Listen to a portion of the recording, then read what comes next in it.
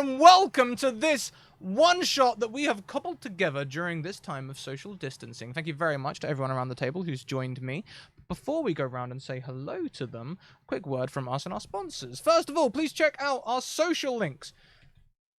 I mean, come on, the term social distancing is actually pretty hard in the 21st century, right? We've all got the internet. Get in the Discord, get on Twitter, communicate, connect, be less distant and be social using the internet.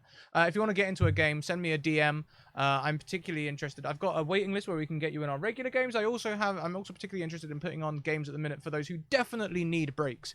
Healthcare workers, cleaners, people working retail at the minute. Send me a DM. I want to give you a 3-hour break, okay? We can talk about whether it's streamed or not. And anyone else who's interested, send me a DM. We'll get you on the waiting list. We'll get you in a game. Let's talk about our sponsors. First of all, please check out Hero Forge. Recently, they had a $3.1 million Kickstarter, which brings colored minis to the table. Right now, you can go and make minis to your exacting specifications on their website. And if you stay tuned, word on the street is that the Scratticus Academy is going to be working with some of their prototype color creators as they make them. Teehee. Also check out Mayhem Press. If you like space and you like dark matter, you should check dark matter. If you like space and you like D&D, you should check out their dark matter expansion for 5e, now available in hardback at your local game store. Yes, they recently signed with Diamond Comics Publishing, meaning you can ask your local nerds to stock it. Also, check out the Deck of Many who produced the Deck of Many Things and the Humblewood campaign, which you can find on Thursdays at 6 p.m. here on the Academy, playing deers and small mouse folk and gerbeens and all sorts of lovely stuff. That's everything from me. There is a tweet. I'll set up the tweet command whilst we introduce everyone, and I'll also make a notification in Discord. I covered my list with some bread and jam, so I haven't actually used my list today. Let's go around and say hello to everyone, starting with our wonderful DM for the day, Gabe. Thank you so much for joining us. Oh, that's me. Hi, I am Gabe, Gabe James Games. You can find me on Twitch, Twitter, and pretty much anywhere else on the internet. I am so very excited to introduce these delightful, excited, friendly, heroic players to hell, basically. Yes. But it'll be fun for me, and hopefully them, preferably them. We'll see. Fantastic. Thank you so much. We'll carry on around the screen and go next to Real Hope Lavelle. Hope, how are you doing? Hey, how's it going? I'm so excited. Yeah. What else do I say? Who are you? Where can we find you? A little birdie told me that you might be on like the D&D Beyond channel and stuff like that. Yeah. So I'm Hope Lavelle. You can watch me on D&D Beyond's Beyond Heroes on their Twitch channel every Wednesday from 2 to 4. I play an adorable little halfling druid named Penelope. It's really fun, and if you need some entertainment, it's very entertaining. So check us out. Fantastic. Thank you so much. Next around the table, we have, scandalous. It's Lady Boulder. Yes. Hi, guys. I'm so excited to be back. You may remember me from last season. I was in Jump Into the Quantum. Played Jeannie in the second episode, and then George in the finale. That was so much fun. And now I get to play a little bit of 5e D&D, and I'm super excited. You can find me on Twitter at Scandalous. I talk about cosplay and tabletop RPGs and all that kind of fun stuff. So if you want to be a nerd with me, follow me. Did not mean to go into a rhyme there. Well, you did, and it was wonderful. Thank you so much.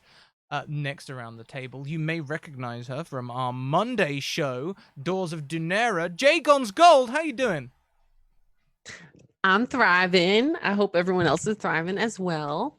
I'm Jay or Jagon's Gold, and yeah, I'm on Dunera on Mondays. Amazing show, amazing DM, and yeah. Indeed. And hi, I'm Scrat. If you're here, you probably already know who I am. If you're seeing me for the first time, this channel's all about welcoming new people to the game, but at the moment, we're kind of putting on as many shows as possible just to, like, say hi and stop everyone from going stir crazy at home and playing with their cat. Their cat needs 15 hours of naps a day, okay? It needs it. You need to stop playing with your cat and watch more D&D. With little further to do, Gabe, I hand over to you, my friend. All right.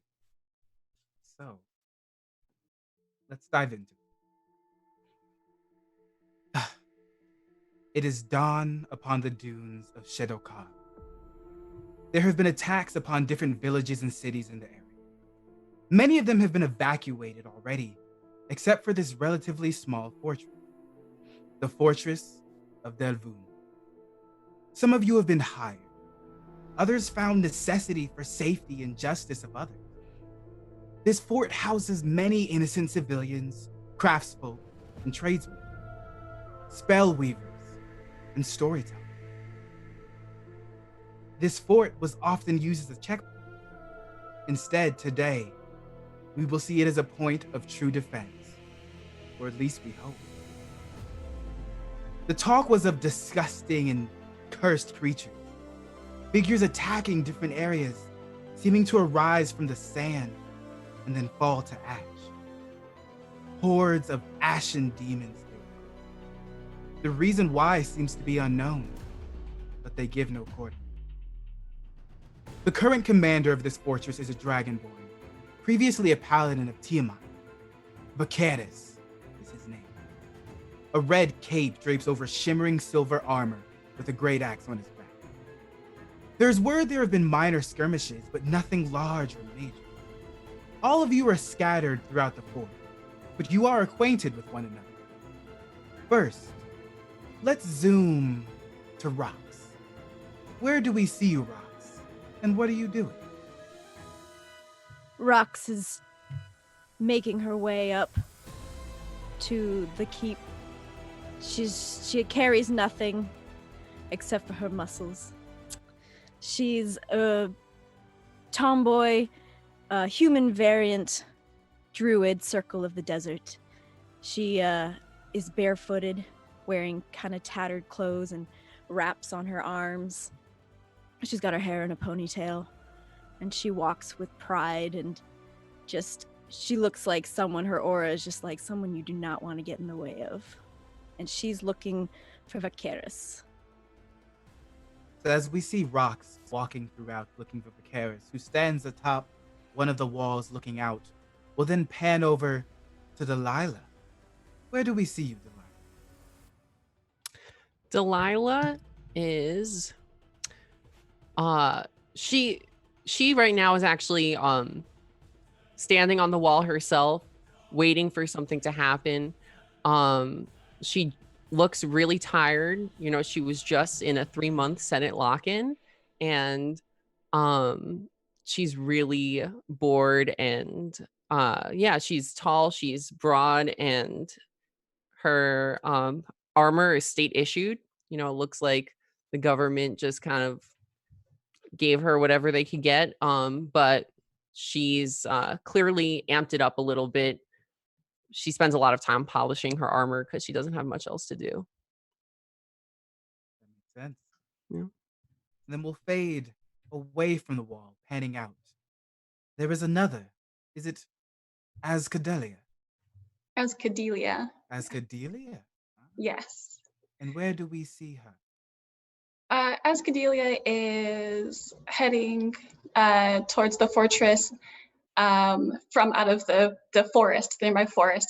She is hovering on on top of a swarm of bats. They're like carrying her. She has full black studded leather armor. She's got long, pale white hair and very dusty gray skin. And she has a long bow on her back and 2 short swords in scabbards. And she's just gliding along and just kind of waiting until she gets there, not really caring too much, really just surveying the landscape as she gets closer to see what the danger's looking like. And as she gets closer, the 3 of you all see Vicaris shout down to 2 other Dragonborn down below, Turuk fuck care, Burgos! And the gates start to open as you approach. But there is one more, a charming figure. Where is Turuk? Turok is, of course, in the library. A orcish gentleman and a gentleman indeed, wearing noble's attire in midnight blues and deep blacks. He is not looking at his books that look well fingered. Instead, he is tapping his thin goatee with fingers. Don't touch your face. And Oh, yep, all of us have done it already. and surveying the map and wondering if the defenses will be enough. After a long moment, he turns to lift a tile in the floor, producing a long lockbox, maybe 6 feet long. There are some locks that he fiddles with before producing a long, slim staff that seems to be made of obsidian. So thankfully, there is peace currently. There are people running around inside the fort, children happy, families singing songs, laughing, joking, wondering. Rox, as you're walking past, you see 2 small children looking up. I bet you I could take him. I don't think that's a good idea.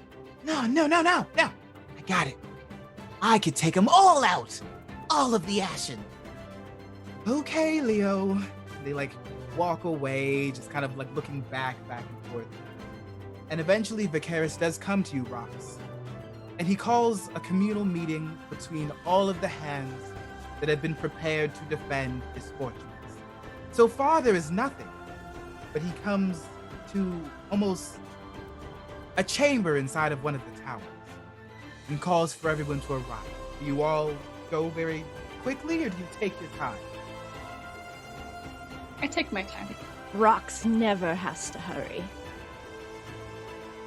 Delilah definitely is in a rush to see whatever she can, so she's probably gonna be the first at the door.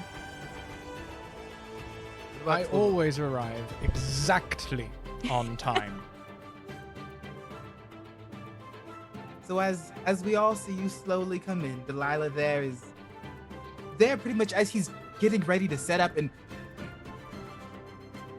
a little puff of smoke and a sly smirk comes across his face. When all of you are in the room, you look around. There is maybe 20 or so people inside of it. And Vicaris, there's a pride of look in his eyes. You all have come. You did not need to heed the call. We need not wait. We just need the last. My sister, Belka, told me she will arrive in 3 days. All we need is 3 days. It has been quiet so far. If we're lucky, we shall stay. Are there any questions any of you have? How do you know they're coming if you have had no incursions yet? And then he pulls out a map. And on the map, he taps one place, then another, then another. And you can see that the first place that was attacked is the farthest away. The second is the second farthest away. And the third is the one that's the closest to you from here. This. They're following something, but we don't know what. Well, it's about damn time. I haven't gotten to use this thing for about 20-something years, and she's pulls out her short sword. I like that attitude. Rox just, cracks her knuckles and say, "Oh man, yeah, I've been waiting for a really good fight. Oh man, I'm so stoked." You have always been like this. I cherish it. Do we think we have the resources to last that long?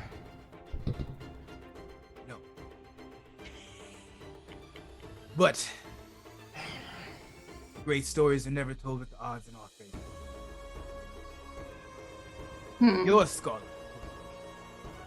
Let's make a story with your name in it. It's scholars for ages.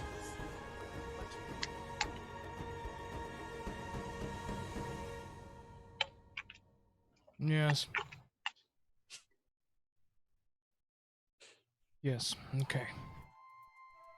Listen, I'm bored of the banquet tables and the fancy foods. I'm ready to rough it and, just have a good time and kill some monsters. Yes. So what we shall do, we will each split into groups of 5. There are 4 different walls that we can protect. 5 on each wall to keep an eye. You 4, importance to you 4, will be with me. We will watch the wall, aiming directly towards the last place they came. Are you all ready? Yeah. I know it seems obvious, but stating the obvious seems imperative when you consider the odds, but we should make sure there are good scouts on all walls. Aye. Rocks is hell of a scout. Have we laid any traps, or what do we know of these things? What exactly is coming? So he unhinges a part of his plate armor and raises it up, and you see what looks almost as if it was like a burn, but it's black on his red scales.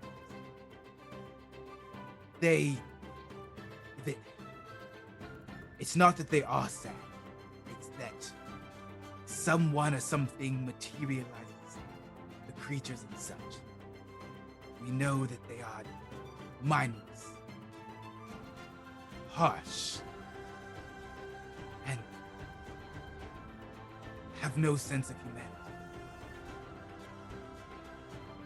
And what is everyone's passive perception? Mine is 17. 14. 16. 12.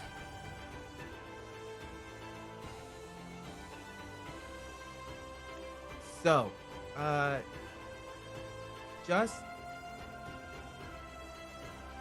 you out. Only you hear what sounds like the fluttering of wings outside of the room. Is there a window in the room? Yes, there is. I just run to the window. You run to the window and you see something going up.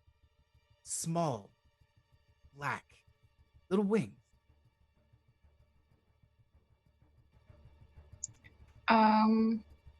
I'd like to make a check. My favorite enemies are monstrosities and beasts. Will that apply to these? Well. Maybe. Okay. I have advantage on survive. Oh, intelligence checks to recall information about them. Okay. Do you want me to do like a history or investigation? What am I rolling? Make an investigation check to see if you could catch a wind of what that was. Okay. You did see it.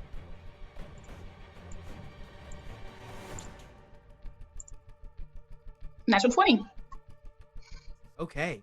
So you do remember reading about a creature that was almost like a beholder, but different. It was like a single eyeball with bat wings, a small tail, and it has been used as an alternative to a familiar. It's a corrupted creature, and very often is used to scout far distances for whatever its master desires. And you see that go up, and then more towards, to where inside the fort. Can I quickly shoot an arrow at it? Make an attack. Cool. As you make an attack, it may be pertinent to know that Kentucky Hawkeye has just donated to give all of the players an advantage. Yay! Ooh. Thank you very much, Hawkeye. Use it. They will need. Okay.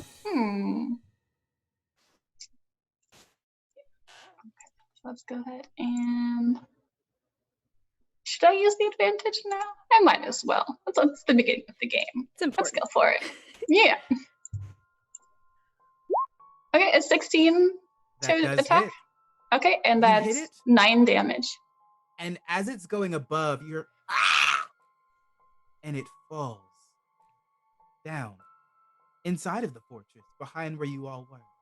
But everyone hears this disgusting shriek, and you all rush out of the room.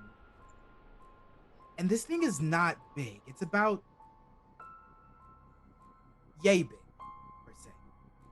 The arrow threw it, and it landed on top of the wall, wriggling, and as you all come out, it stops, and its one eye and body shift and look directly at you.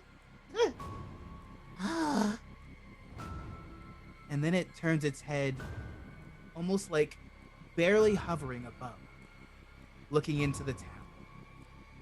All the people in there look up at this creature and look at all of you. I knew it was here. I knew it was here. I knew it was here. And there's no mouth on this thing. It's almost projecting this telepathically to all of you. And now it's not even looking at any of you. It's just looking down into the town at the people. What do? I crush it with my foot. Honestly, that won't even take a roll. It's not even paying attention. It's only hovering maybe knee height. Mm. Smush it around. What the hell is that? Do you think it got its information already sent, or did we stop it? Well, Didn't have a mouth. Could be good to assume that it can communicate telepathically and assume that the enemy knows about our defenses. it is Kind of some kind of reconnaissance. familiar, so it very likely its master was either seeing through it or, yes, it was communicating telepathically. Delilah, you had Spy. something there. Oh yeah, I was just saying it seems like a reconnaissance drone type situation. She's smart. Either way, they know exactly our defenses now. More importantly, we know that whatever they were looking for is here. We don't know Yes. what is looking for because you killed it. No regrets. I love that web captioner picks that up with an A. No regret. I would have done the same rocks. I can see No the fight judgment in you. here. As you all have this discussion, Vicaris turns his head towards the north end away from the wall, which is where you all four of you will be defending. And he lets out a heavy gasp.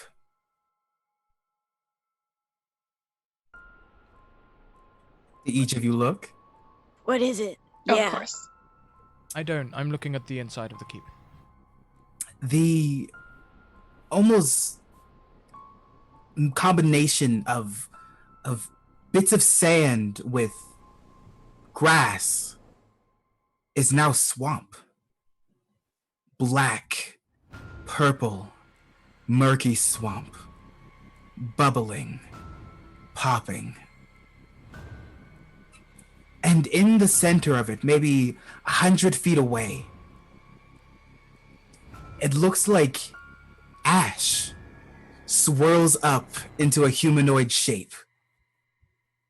It becomes thin fingers, long gangly arms, and a cloak with a hood, and a sharp grin can be seen.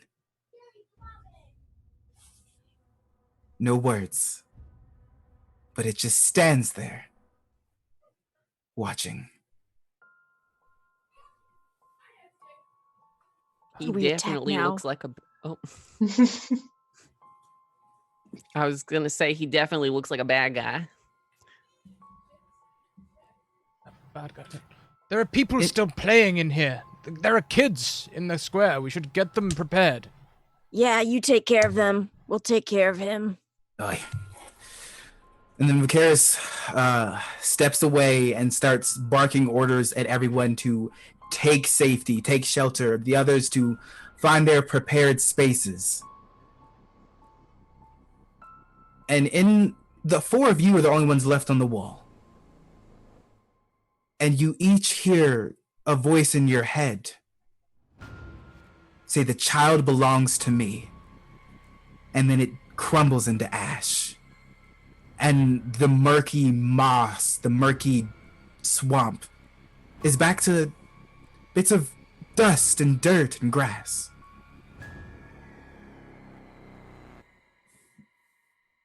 So which your child are we protecting? Yes, Torak, does this mean anything to you? I suppose we should protect all of them, but, you know. I don't know. Can I try and cast my mind back and see if I have any experience of anything like that? I've been studying dark magics for a long time. Perhaps I've come across something. Sure. Okay. So yes, you make a Arcana check or a History check. The other three, you can make perception checks if you would like. And then I'll go down the line. 15. And Not it's terrible. 15. Okay. 23 perception. Gosh, all of you did so Oh, well. wow. Wow. And it's Don't waste Ascadelia, them. not Dahlia. Ascadelia. You can just call me Ascadelia. As. Okay. Thank you. I apologize. I'm gonna get it right at one point. Ascadelia. So, Tudorok, what you had just seen was a spell. Because you did not sense a change. It did not necessarily give much of a difference in the smell. It was almost like it was trying to make an example. It was hallucinatory terrain. So it was not a permanent change. And just from the Arcana, like just from remembering, you can't think of anything as to why they would need a child, but the three of you with your sharp perception watching the eye of this disgusting creature, there was a small elven child that it seemed like the eye was keeping an eye on. It was an elven child you all had passed previously, but no one had spoken to. Leo. It was actually the one who was trying to tell Leo not to do something. Aw, snap. And that child had little golden eyes.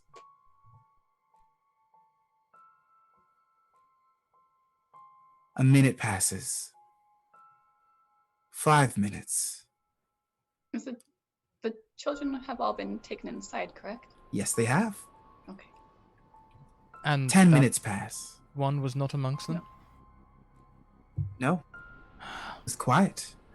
Maybe we should go check inside, see how they're doing in there. I have a Yeah, bad feeling. does anyone have the ability to like send a message to the king? I don't have that spell. Are they in the what- furthest part? I do have. I'm gonna pull a small piece of copper from my pocket and coil it around my finger, doing the somatic components for message, and message someone in the keep. Can I get a status report from inside? We're fine down here. We are. We have everyone collected and safely defended. The gates are locked. Is it all right? Ask about the golden-eyed child. Yes. Cast again. 6 seconds later. What of the child with the golden eyes? Are they okay?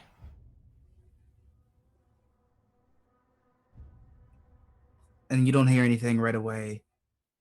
You don't hear anything right away. There is no golden-eyed child in here.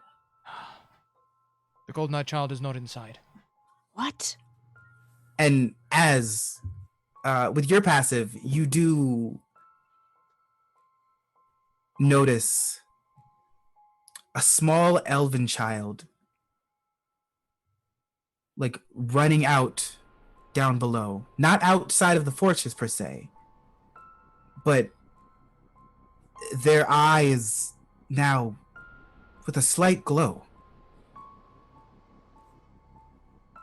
How far are they from us? If you just had to go down the ladder, probably about 30 feet, and then maybe 5, 10 down away from the ladder. Yeah, I'm gonna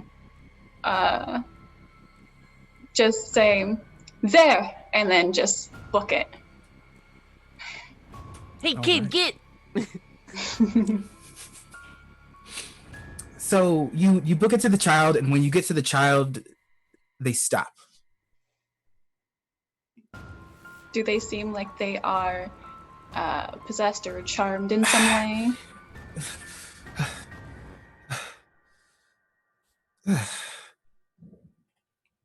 And it almost looks like if you saw someone sleepwalking. Their eyes are no longer glowing. Right. Good. Child, have you a name? No.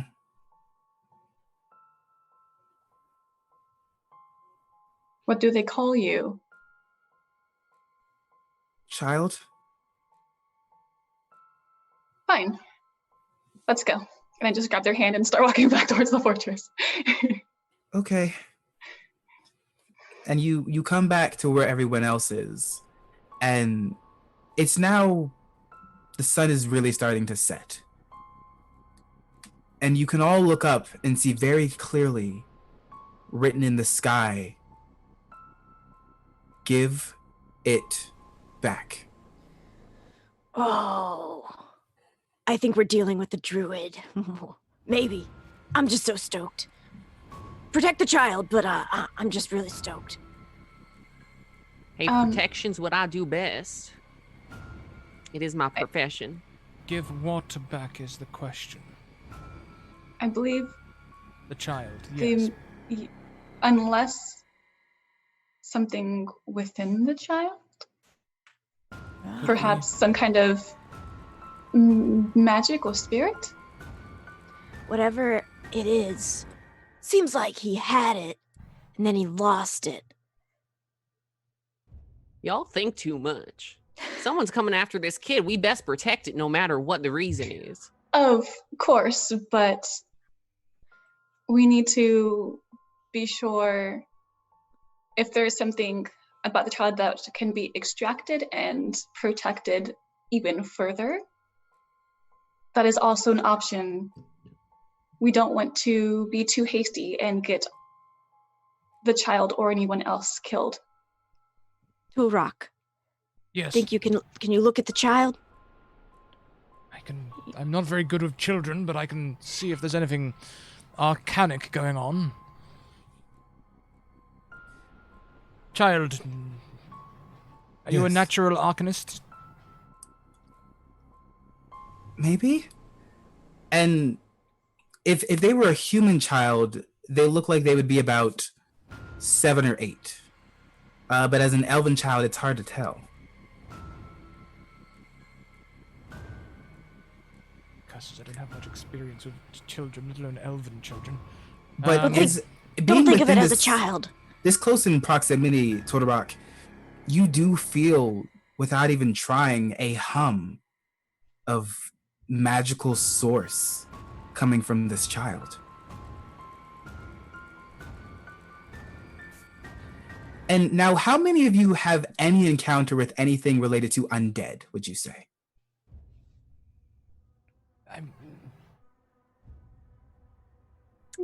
Oh boy. Maybe. All of you, roll something. If any of you have Arcana proficiency, go ahead and roll it. Okay, I'm not proficient. No. Okay, I guess it's just. Does Tolrock have Arcana? I do have Arcana. Yes. I also have the researcher background, so if I don't know now, I will know of a place I can find it, unless you deem it to be the sort of knowledge that True. Go for it. secreted away.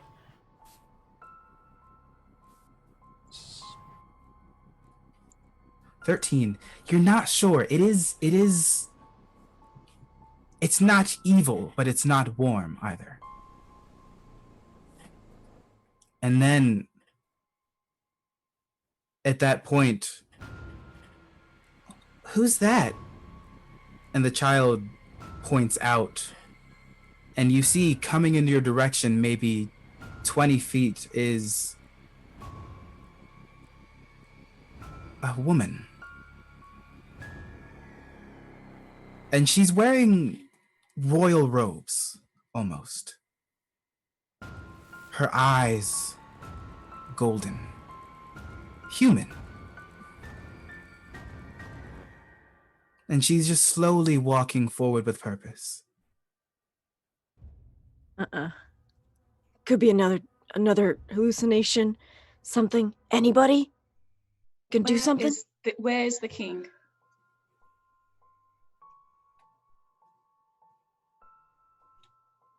Beats me. I've been trying to stay away from those fancy folk. I don't have an unlimited supply of copper, you know. I pull out another small piece of copper and wrap I mean, we don't know what their intentions are, and I'd rather not make decisions for him. Intentions of the king or intention of that creepy woman walking towards us? And at this moment, Vicaris walks up to the wall. I have authority here. And if you deem something necessary, I will bear the consequences. Now, who is that? And all of you roll a history check for me, actually. Oh boy. Yes, please. Yeah. Oh, well. Wow. 23. So, Tudrock, you've read so many stories of missing societies and civilizations. There was once a civilization ruled by a mage named Sinyanis. It fell to ruins after he started delving into necromancy. He essentially crumbled his own kingdom in an attempt to attain lynchdom. Those are the colors of his previous kingdom. Whilst I do not enjoy books of fiction, there are often nuggets of golden information hidden away in their pages. I recognize a tale that may be pertinent as these colors. They are the colors of Sylvanas, a fellow who was so eager to find power in the domain of lichdom. He doomed his whole empire. Powerful necromancy. And in that moment, you hear her start to laugh. Oh, so you do know something. And she's about 120 feet away when she leans in and holds her hand to her ear, like she's listening to you. And she stretches,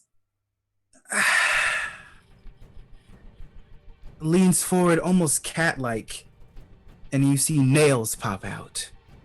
Her arms ripple.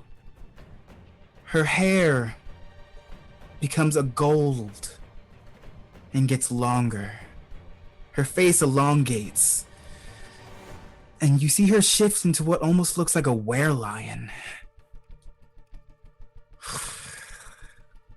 Better. Am I the only one that just got chills? I told you it was another hallucination. I can't trust my own eyes anymore. And let's roll initiative, because she's going to start speeding towards you. Oh, gosh. Love it. Love it. Don't do it. My dice are hot, it seems. So are yours. Yeah. All right. Well done. Those are good numbers. All right, let's see. Where's her initiative? There it is. A 9. Excellent. All right. So, Lady Balder, you're first. The werelion is about 90 feet away from you. Right. Okay.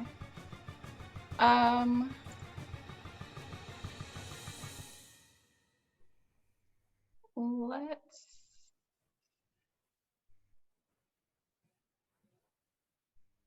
remember what my spells do really quickly.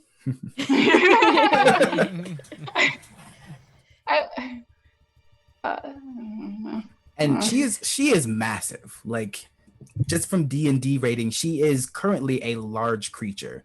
She went from a very small form to significantly bigger. I tend to do that. Oh boy, not much I can do with her so far away.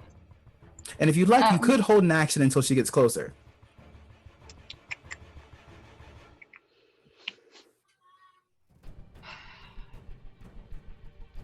No, because I get the sense that the other two are a little bit more melee.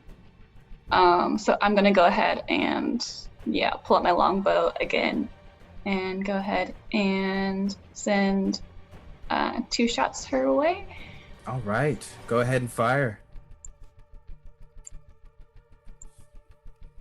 So all right, 25 to hit. That hits. Okay, and that's 12 piercing damage. Yep. So you pull your longbow back. We see her like skittering about almost like a wild cat. You're following aim, fire, and it like sinks into her shoulder. And she like stops for a moment, stands up. I like you. And keeps continuing forward. Go ahead and take your second shot. See how much you like this. Oh man. No. So you try to do it again, but this time she almost like rolls to the side to avoid it. And does like, you know that cat scratch? Like that stretch that cats do? Yes.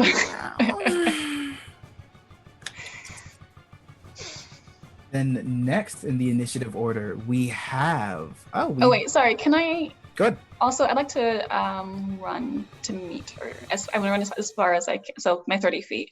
Okay, yeah. So you can get down. Honestly, I'm just going to say that if you want to, you can drop down and go out the door just from 10 feet of movement. So sure, then you'll get an extra... What's your movement speed? Mine's just 30. Okay, 30. So you get an extra 20 out there, so she's about 70 feet from you. Cool. Okay, so then it looks like Delilah and Tudorok both have the same. So, but what would you like to do? Hey, Toolrock, you've one of those fragile types. I've been in my share of battles. Well, if you're feeling a little concerned, you might want to stand by me. How far away is the lady right now? 90 feet. But you can get down and out with 10 feet of movement if you would like to.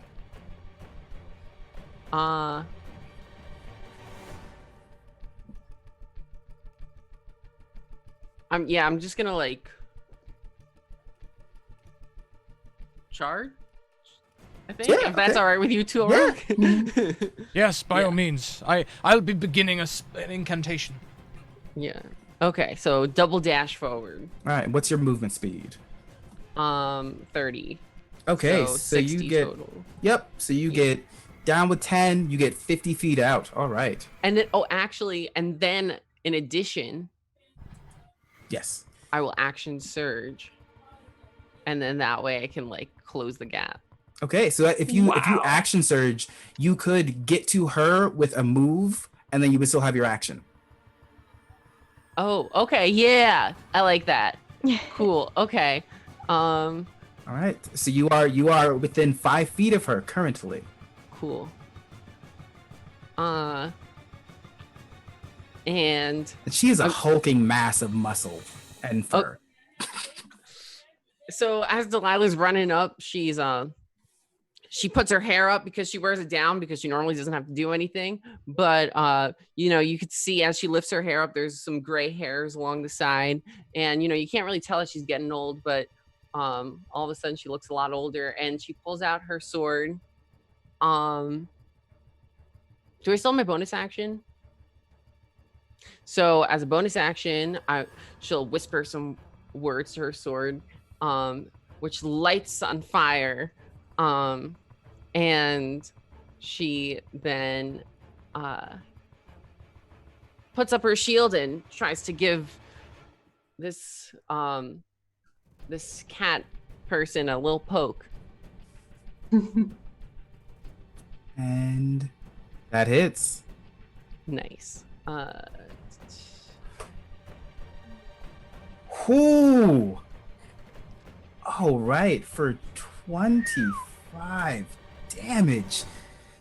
So as you are jumping down and charging, as you fire your first arrow, it hits. You fire your second arrow and it misses. She moves to the side and almost tries to taunt you. And at that moment, Delilah runs up and takes a deep cut with the flaming blade, and she was not expecting it. You hear her almost like let out a roar that has undertones of a hiss. What about you, Toolrock? What do you do? If I may do some flamboyancy without burning a spell slot, I would like to float upwards a little bit, which Yeah. as shadow drops off of my form like licks of flame. For now, I'll be saving my big spell slots if this is to be an extended campaign. We know fire hurts them. And I'm going to blast fire bolt at them. Ooh, doing. That is not an attack card. Hang on.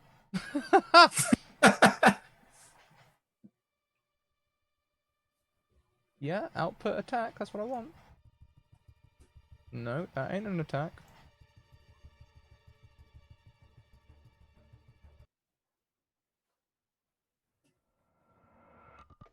It's jealous of your power. It doesn't want to show it. There we go. Does a 14 hit them? Yes, it does. That's an awful roll from me. Oh my gosh, that says plus 11. Yeah, please take 13 fire damage. All right, 13. So after the cut, you see the woman shriek back in pain. And as he's shrieking back, a firebolt comes over your shoulder to Delilah and hits the exact spot where you cut. So there's almost a burst of flames in the same spot. And you can see like a blood red rage in her eyes now. All right. Now, Rox, it is your turn. All right. She's how far? 90 feet away. All right. If I can, I will take my move action to get 30 feet out. All right. To get 30 feet forward. Yep. And then she's just gonna take out a bit of, little bit of black powder you see, and she puts it in her hands. And she says, well, just gonna add flame to this fire. And she's gonna cast Flaming Sphere right on her. All right. So you need to make a dexterity saving throw, DC 16. That's not great. Okay. Oh! Watch out, everyone. that's a dash roll 20. So as the second beam of flame comes to her, she sees you getting ready to cast not this time, and like a cat leaps up into the air, just narrowly avoiding this flaming spear. Half as much. I'll take still half damage. Yep. On a successful save. Although I don't know how to roll my damage here. It is, what level did you cast it? I cast it at a second level. All right, so you can type second level flaming spear. Yes, so you can just type that and it will roll the d6 for you. Ooh, what am I looking at? Let's see. In the Zoom chat. In the I got you. Aha. Aha, ha, ha. Thank you. Boom. Bam. Bim. Bam. Go. All right, so All half right. damage. Yeah! All right, so then it will take, you know, let's round up because this is fun. So it's going to take 3. All right, so as it jumps up out of the way, it comes down and it still burns and singes some of the fur on it, but it is angry. And it is now her turn. She towers over you, Delilah, with a good 3-4 feet. And she just grins, a row of teeth. and she's going to try to bite you.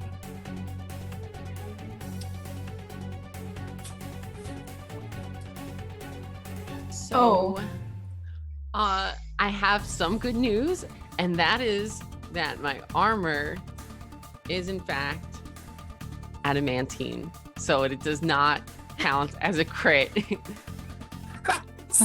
Fantastic. All right. All right. So, God, that's horrifying. All right. So then we'll just roll regular damage. 2d10 plus 4. It's like, So you take 20 points of piercing damage. ow. Can I just point out that 3 of the last 4 dice that Gabe has rolled have been maximum dice rolls? Wow. Oh, wow. Yikes. But you do not have to make a constitution save for lycanthropy, because this creature is a little different. Ooh. Not all lycanthropy is a curse. And then it's going to try to make a claw attack on you for a 15. That will not hit. So it bites into your shoulder, and you feel almost as if there's a poison going through you during the bite.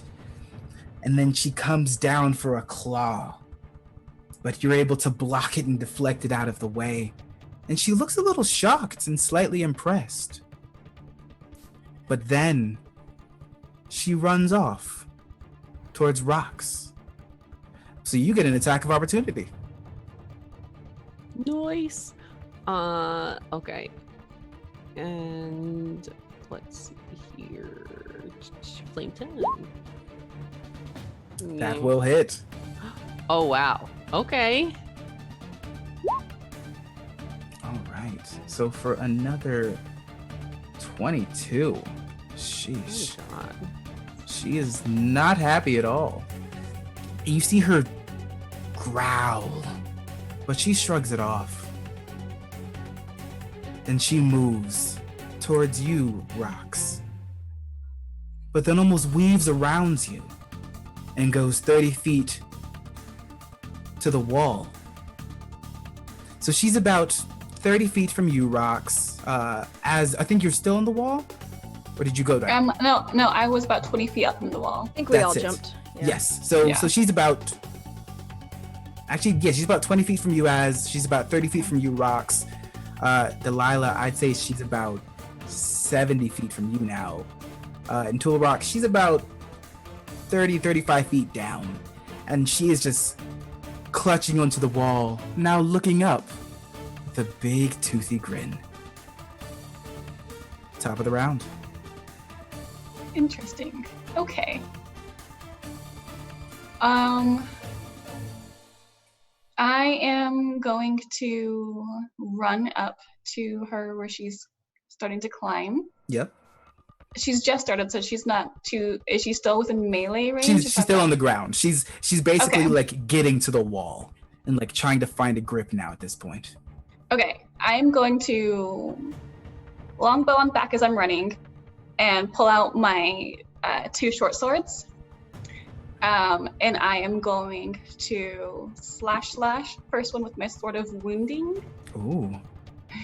All right. Go ahead and make those attacks. Oh my gosh! Oh, that doesn't hit. That one does not hit. You would need an 11. Okay, and second with my regular sword. That one hits. That's fine. So 6 damage is fine. I'll take it. I'll take it. Slashes at her back. She's not even paying attention. All right. Okay. And is that all for you?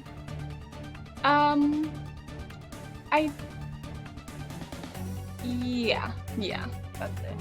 All right. Tool Rock, Delilah. It's now your move.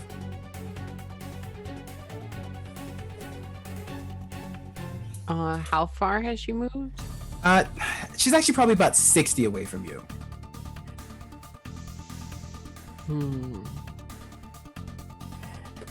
She didn't like being close. No, I don't blame her.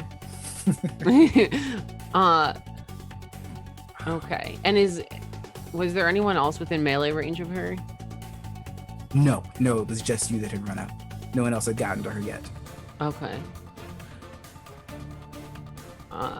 Yeah, in that case, and who's the nearest like person to me? I'd say rocks.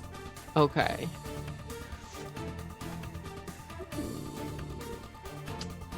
Okay, in that case, I'm gonna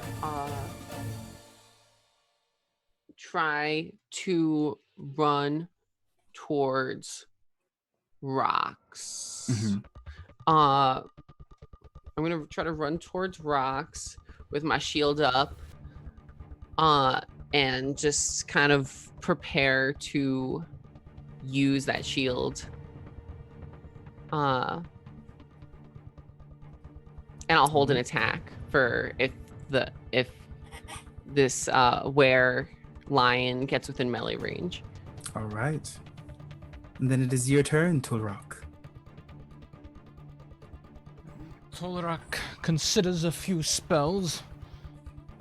None seem pertinent right now. He will continue as... How damaged does the creature look exactly?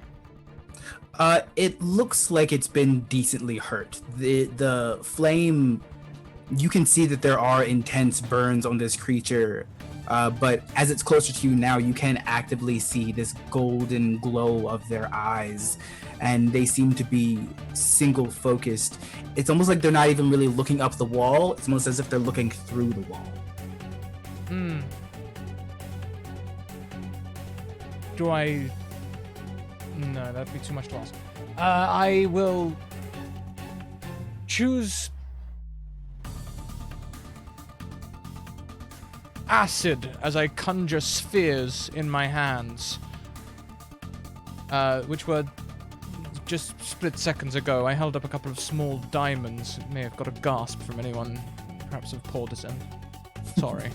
They become spheres of acid, and I'm going to throw them down as I cast Chromatic Orb. At... Right. Again, that's not a spell. That's not an attack. I'm going to cast at... That hits. Fantastic.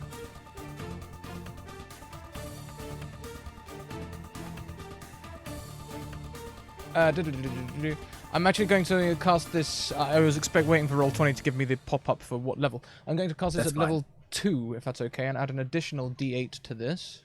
Go for it. You see her grabbing onto it, and just as she's grabbing on, you send that orb down onto her hand. Ignore the D8. It does the level after you hit. Oh, neat. Oh. Ooh. All right. That'd be acid damage. All right. And you see her hand melt into ash. No blood or anything. And at first there's a look of pain. And then focus. Is that your turn? No,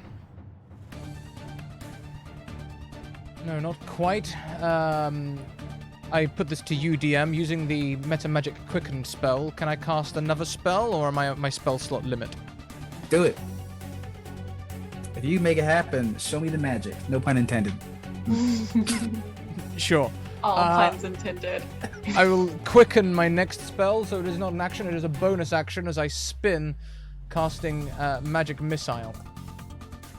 All right. And what level are you doing that one? That would be at level 2. Okay. Oh, okay. So level 2 is how many of them? I think it's 4. Yes, it's So 4. there's one more dart for each slot level Yes. above first. So 1, 2, 3, 4. Oh my gosh. Nice. Okay. So then these start like, she almost like puts up the arm that was halfway to ash up to like block the blows. Each one knocks off another chunk and just falls to ash till there's barely just where it would be muscle with the bicep. And at this point, her attention does turn up to you. It's your go, Rox. She is 30 feet from you. What do you do? How badly damaged does she look? Is she... She looks bad. All right. Well... That low initiative was not good. In that case, I simply say, all right, let's try this again. And I'm going to lose concentration on my flaming sphere that's far away, and I'm going to recast it again on her. Burn, lady! So that would be a save dexterity. All right. Let's not get a 20 this time for narrative purposes. 16. Oh. Yeah, it was a save 16. All right, so she saves. So she will take 4 points of damage. All right, so it does start. So you see the bottom of her left foot actually become ash. And she hops up just in time and starts moving up the wall. So she's gonna let's see. Yeah, she makes it up the wall with very little issue. And now she's next to you, Tolrock. And as an orc, you are fairly larger than some others, but this figure towers over you. But in your distraction, you did not notice that Vicaris was standing behind you with his axe raised above his head in case that creature got close to you. And seeing it, he takes a swing. That hits for 9 damage. Okay. Now,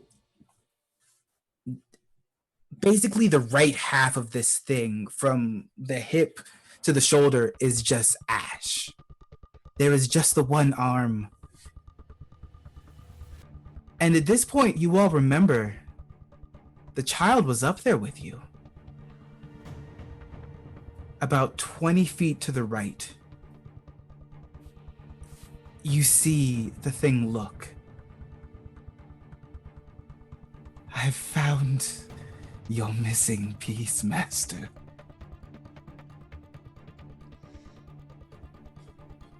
I found. And it crumbles to ash and fades.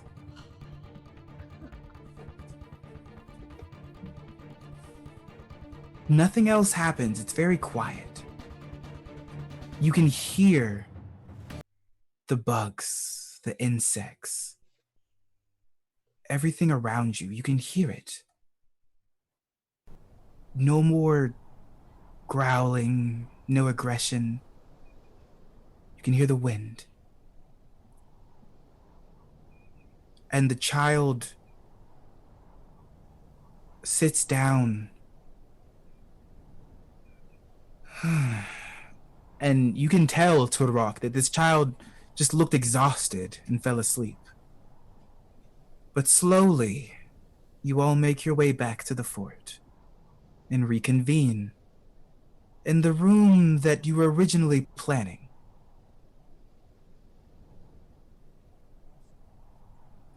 I would like to request that the child is restrained some way and put under careful guard. We You have mean like a quarantine? we have mages that we can assure the child stays asleep. And the treasury is not being used and has quite the defense inside and out. Does it have magical defenses? It seems these things can just appear and reappear wherever they like. If they can reappear within your fortress, is there some kind of magical boundary to keep them out. Thankfully, we have thought of that. Up to about 20 feet outside the fortress. Unless magic is cast inside, it cannot be spawned. Can we be more specific there? When you say magic cast inside, hello. You are fine, Tulrock. It is something cast from outside the fortress cannot directly affect something inside. I see. Good. Good. And Vicaris picks up the child and walks away. And everyone roll Arcana, History, Religion, whichever you would like. If there is an intelligence save or intelligence skill that you know, you can use it. 9, 22. Seems I brought the right book with me. Would I get advantage on this? Is this for something to do with the creatures we're facing? No, it is Okay. not. Okay. That's a good question. Okay, so then this is just Tulrock. Tulrock, thinking of the context, thinking of the emblems, a missing piece, a phylactery? There'll be a long that couldn't be moment. right. Yeah, disbelief. Because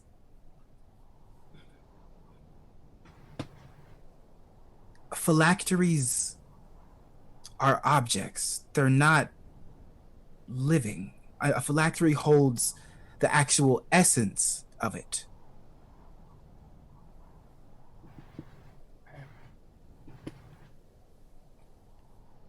Okay, now,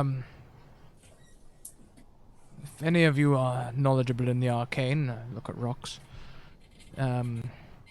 then perhaps this may seem troubling, but the only thing that really comes to mind is that the child, a living creature, could somehow have been made into a phylactery. The only way I can see that part of a lich's essence could be separate from itself. And at that moment, time seems to stop for everyone but you four. And Rox, you see a child that you recognize walk into the room. You see Leo walk into the room. Hey, this isn't a place for kids.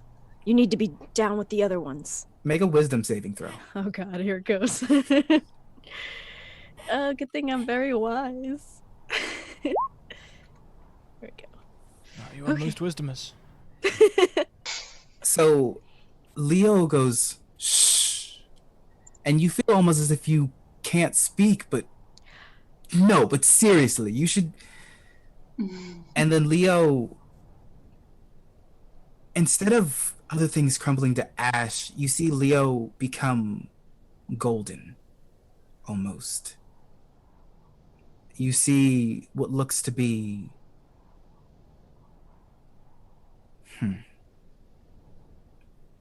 a half gnome, almost. If a gnome had a child with an Aasimar, there is white wings that come out that have a soft hum.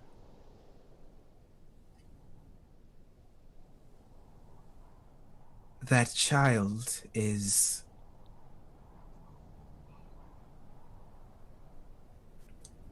we had found a way to remove a creature's lichdom. And in doing so, the essence was reincarnated. And now that creature can die. And the problem is,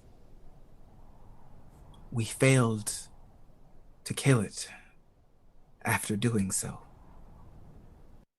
But as long as we keep the child away from it, it can still die.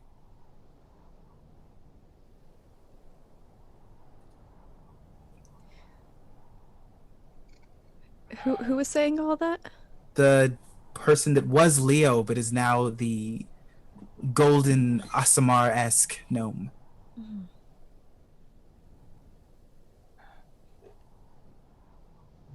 All right, so we need to keep the child away from this creature. But leaving by road is no good. We need to hold them here, or they'll be taken down on the road. Am I reading the situation correctly? Yes, and the reason we came here was because if there was the appearance of two orphans, it would be less suspicious, seeking safety in a hold where heroes were meant to be. And then we heard the Dragonborn speaking of assistance and evacuation coming to this place. We had gone to many cities, but the same had happened at all of them. All three of them. Who was helping you to kill this lich the first time? I was a member of a clergy sworn to Bahamut. He was not a fan of this cursed creature, and he gave all 72 of us strength to fight this thing. Sounds like a cult to me. Possibly, depending on your belief, but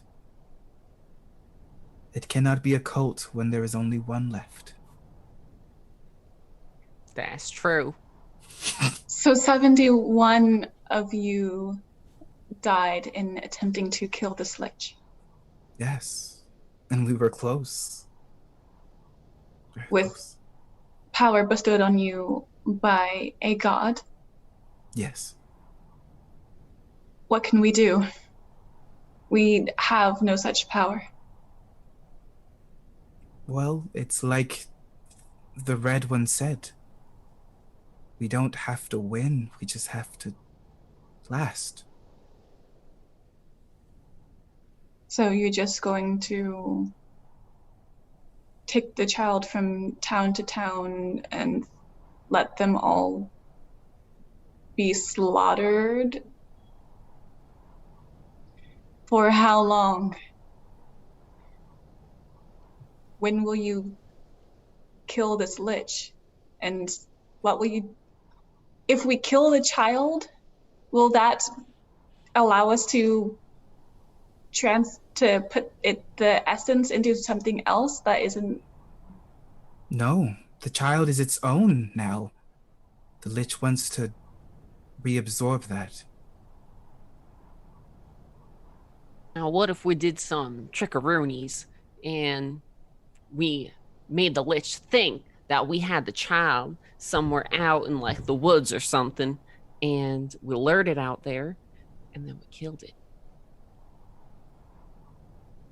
And you see them like look left and right to seeing if anyone else thinks this is a good idea.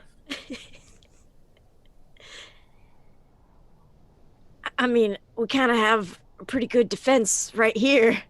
I don't know. I like the forest and everything, but I don't think that it can do much, as you seem to have turned one of its own to ash. Returned it to ash, I should say.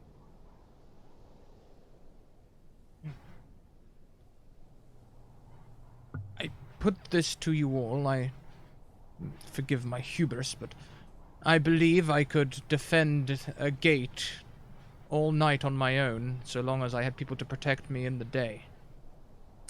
I have many spells designed to keep fiends at bay. Admittedly, a second person would be very useful in case people use underhanded tactics to try and breach the walls. Vermin.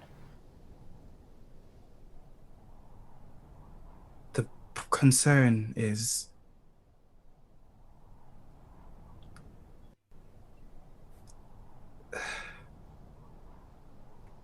no one else has killed that creature before. That creature has usually taken everything out. But there is talk of a miasma, an ooze. A living ocean that follows it.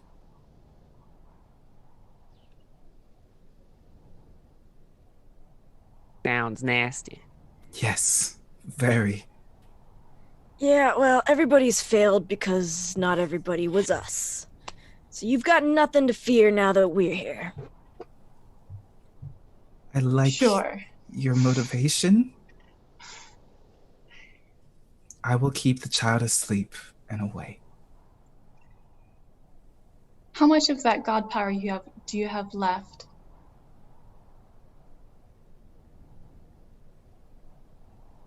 If you need it enough. I'll be watching. Fine. There's no cult if there is none. And then time ends. Well, does not end. The time freeze ends. Game over. The time freeze ends. Plot The twist. child is not there. The Karis walks back in. Child is secured. All of you get some well-needed rest. I don't think there's anything else coming. Not now.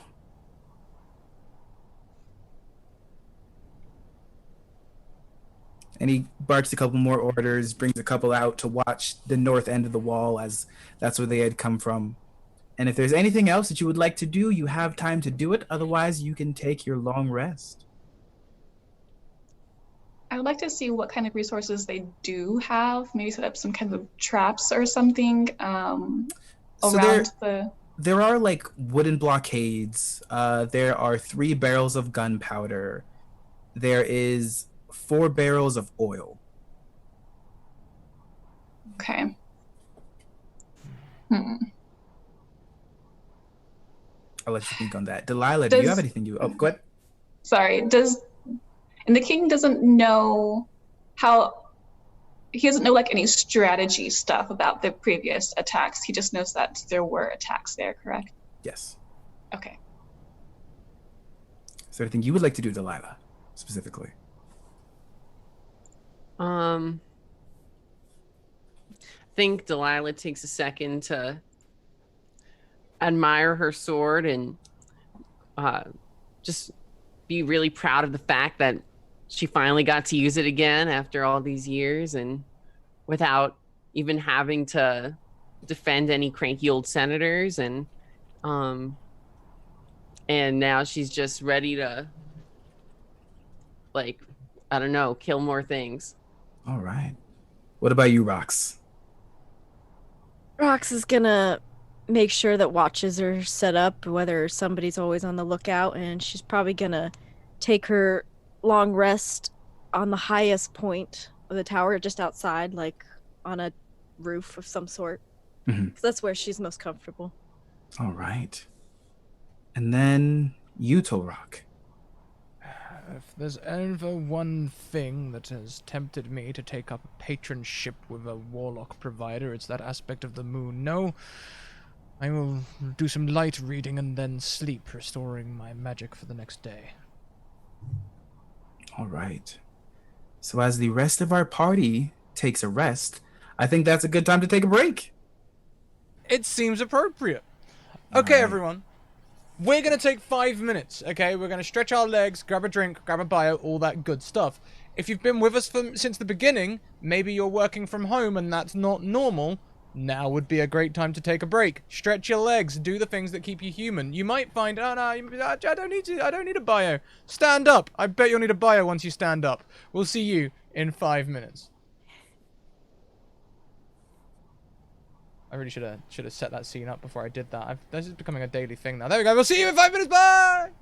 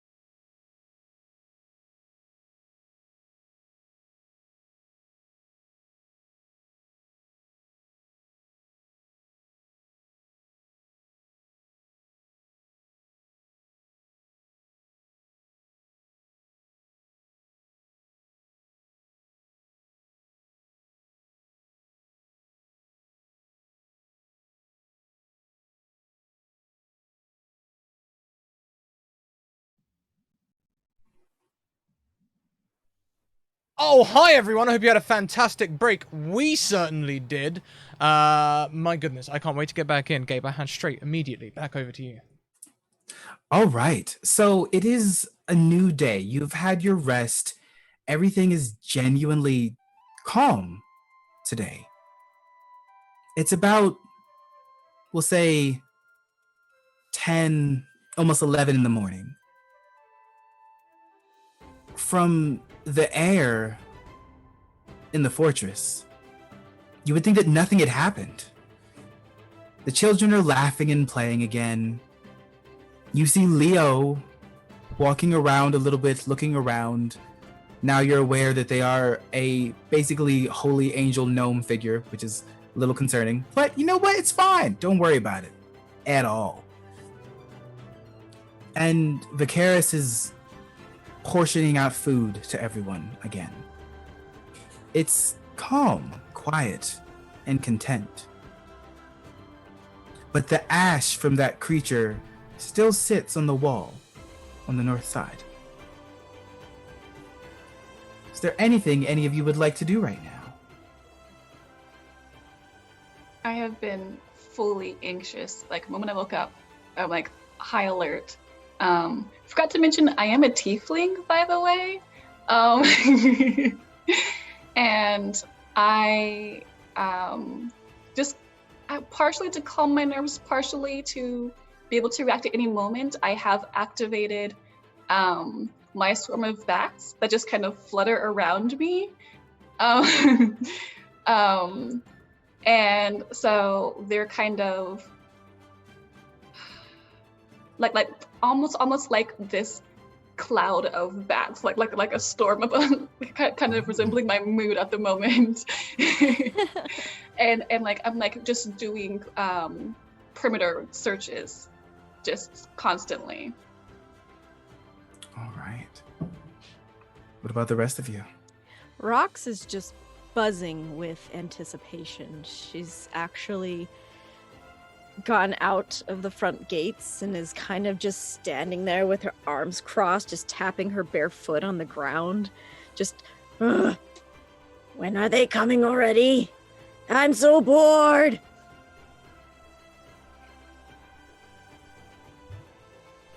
I think Delilah is very much relating to Rox right now. I think she took a moment to stand on the wall and kind of reflect on the day before and shed a tear of just joy that she finally got to get some action that she's been waiting for. And yeah, and she's already planning to submit her resignation as a bodyguard and pursue this life of monster hunting. Tolrock will be having only used a few spell slots and sorcery points. He would have probably woken a little early, restless, and would have gone back through his library, poring over the books until he found a tale of Silianis and Sinyanis. And well, in that tale, you find that he had been looking into necromancy by combining the powers of a phoenix with the necromantic power that he knew. Thus, he had been reviving and using creatures that, when they died, fell to ash. Oh. I go up to the walls immediately. And almost as if you all willed it, I want everyone to make a perception check.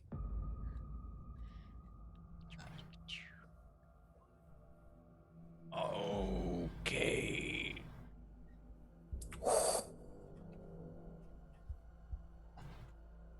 Oh! Now, narratively, this makes perfect sense. Because, no, you don't know why yet. Because, Rox, you remember that you haven't seen Vicaris this morning. Oh. You see in the distance a speck. You knew that Vicaris was a paladin, but his steed was different. It was a drake. You see Vicaris coming from the distance towards you on his drake, and it dips a little bit. And then it dips again a little bit. And he's coming. And about 40 feet away, the drake takes a deep dive and slams into the ground and skids. It dematerializes into the ground almost as if the celestial life had faded away. But Vicaris is laying on the ground about 35 feet away from the gate. Oh, Vicaris, my friend. I run to him. All right. Please be real, please be real, please be real. You get to him, and he is barely breathing. Get inside. No, not until. And I heal. I do a cure wounds on him. Okay. Go ahead. Okay.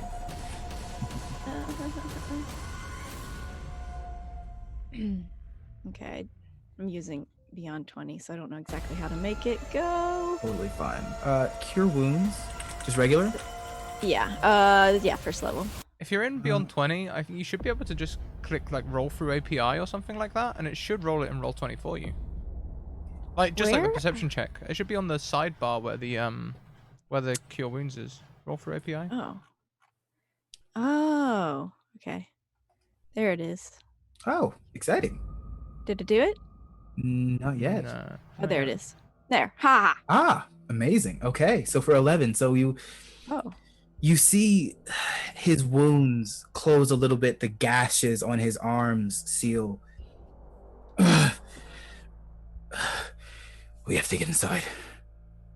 I cannot believe that was a 5th level cure wounds. I think I accidentally hit 5th level. I Still, did not you mean to rolled do that. 3 1s and 2 2s. Like, Good, because it was not meant to be a 5th level. So That's fine. I'll take It that. Oh wow. Oh, that's hilarious. Okay. not doing So that again. he gets up and follows you in, and about a second or two when he gets in and you shut the gates. Who's on the wall right now? I'm rushing up to the walls. I want to get to that ash as quickly as possible and contain it somehow. Okay, I've been doing perimeter searches. But I'm not necessarily on the wall. that's fine. Because if you are on the ground level, there are also like almost chained gates, like chained windows that you can see through. Okay. Just asking for narrative purposes. Oh boy. You get to the wall, Turok, and the ash burns up into smoke No! and dissipates. And in the distance, coming out of a tree line about 120 feet away, you see almost misty figures, cloaked like the similar one you saw in the muck, but holding swords, axes, spears, walking out. 1, 6, 12. Raise the alarm! Raise the alarm! Entangle! I must create. I'll make it difficult terrain for them to hold him off. All right. So we're not even going to get into initiative yet. What would each of you like to do right now? How far away are they? A little over 100 feet. So they're not even running. They are almost marching. Okay. Mm. Are they marching towards like a weak point, like the gate, or They're walking. Yeah, they're marching just like straight towards the gate. Like I'm in gonna unison. head to the gate. I'm gonna head to my gate and hold my action to cast spells when they get. Oh no! I'm going to cast Melf's Minute Meteors. That's the one time I want a spell card. It doesn't do it.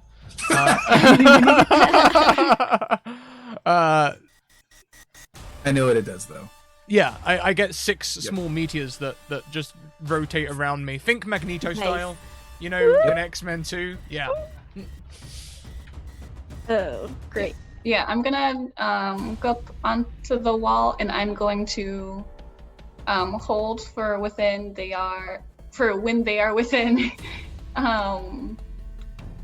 60. I want to say 50 feet, so I can go a little bit more. Okay. And I'm going to cast Conjure Barrage. Yes. All right. And then what about you, Rox and Delilah? So I will again, I cast Entangle Yep. about 20 feet out from myself, which is at the beginning of the gate. Yep. And it's gonna create difficult terrain for anyone who comes in. And then I'm gonna find Delilah, and I'm just gonna touch her and say, "This is your moment." And I'm gonna cast freedom of movement, so she can move through that terrain without any difficulty. Very nice. All right. And you see Vicaris, like, almost like holding himself up on his axe. That's not the worst of it. And then you see what looks to be a sandstorm of ash appearing in the distance, rising up 10 feet, 20 feet. And if you had ever seen, like, the idea of a humanoid there, like a body made of ash that crumbles when you look. But instead of just a humanoid, this is a 20-foot tall giant made explicitly of ash that appeared in the woods, slowly marching behind the rest of them. Now, they're about 80 feet away. The giant 100, the giant staying 20 feet behind the rest of the group. Okay, seeing the giant, I come down from the wall. I want to be able to cast my spell and then run for that giant. So I'm gonna actually wait for them to be a little bit closer so I can get at them.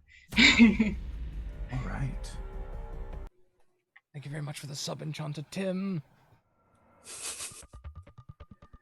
Call him Tim. So we'll say when they got to be about 50 feet is when you wanted your thing to go off as, correct? So we'll say that at this point, they are 50 feet away, the horde of Ashen Berserkers. So we're going to just go down the line, but this time I'm going to start opposite. I'm going to start with you, Tulrock. What do you do first? They are 50 feet away, the Ashen Giant, 70. This is a free turn that you get before we go into initiative. A surprise round. Okay. So then I'm going to play it reasonably cool. Ha ha ha ha. I'm going to cast Fireball at the front of the front line. All right. Standard 3rd level spell.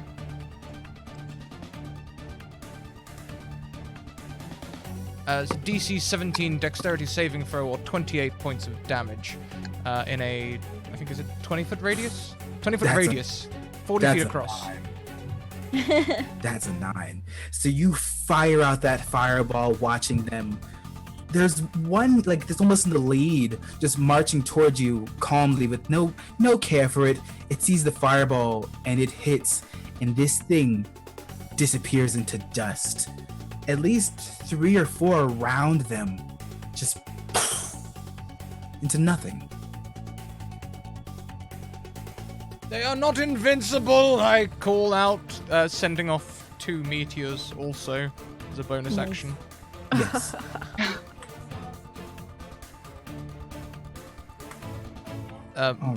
More dex saves. Yeah, these are on. Is it on individual targets? Nope. This one's just the horde at this point. Oh yeah, of course. Yeah. So you can treat it as multiple targets if you would like. Yeah. I mean these It impacts, also it explodes, and each creature within 5 feet of the point takes that 6 damage. So yeah, it explodes and boom. Yes, I'm really glad you stopped rolling that 20s. So interestingly enough, after the fireball goes off, you start sending out the minute meteors. The creatures that you destroyed seem to reform, but in their reforming, it looks like limbs were gone. One would be missing an arm, one would be missing a chunk. You send out these meteors again, and they crumble. And they come back, but then more pieces are missing. It looks like every time you've injured it, there's been less and less when it has reformed itself. So they are not invincible, but they are not immediately destroyed.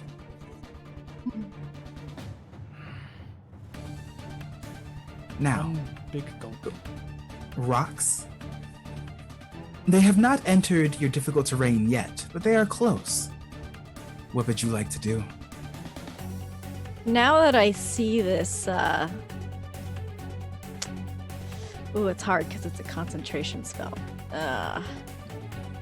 This giant. Ooh, how big is it? About 20 feet tall. So it's not as big as some giants, but it's pretty big. It could probably slap the top of the wall if it wanted to. Okay, then what I will do is Rox reaches into her baggy pockets and pulls out a figurine, an ebony fly figurine, and smashes it on the ground as basically a giant fly emerges from it. And it's like, all right, I'm taking it to the skies, and I'm gonna hop on it, and it's now a mount that I can fly. All right. I'm ready. All right. And you know what? I feel like there have been moments when you've probably talked to Vicaris about being able to keep up with him in the sky, and he always thought you were talking nonsense, saying you were going to be on a giant fly, and then he just looks up and, I'll be damned. Take that! Woo, I look so cool. I'm on a giant fly. All right, Delilah. You see this horde of ashen creatures in front of you, and this towering colossus ash thing. What would you like to do?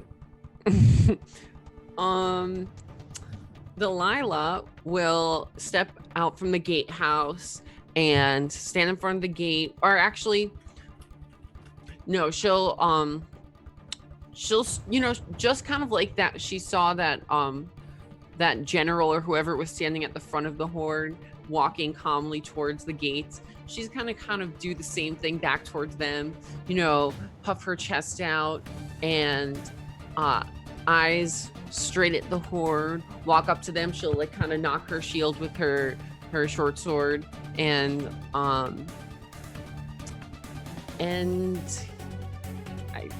I mean, yeah, she's not the magical type, so there's not a lot she can do from out here. But yeah, she's gonna like approach, Fair enough. walking through Rox's fields with ease. Nice. And yeah.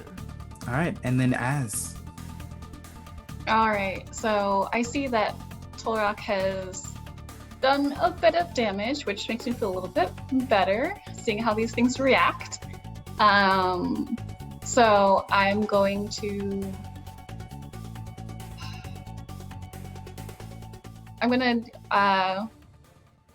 go ahead and I'm going to call my bat swarm from above me to below me. Mm-hmm. And then I'm going to let loose my arrow and conjure barrage. So it's a 60-foot cone coming from me. Do it. So they have to make a it should not be a DC 12. My spell DC is a 15. All right. So they have to make a 15. Yeah. 13. All right, so they take full damage. So then you see the ones that had initially been just decimated by Tulrock, that had reformed themselves, blown away, reformed. This time they get pelted with the arrows, and they almost look like they're trying to reform again, but then a handful of them just stay dust. Excellent.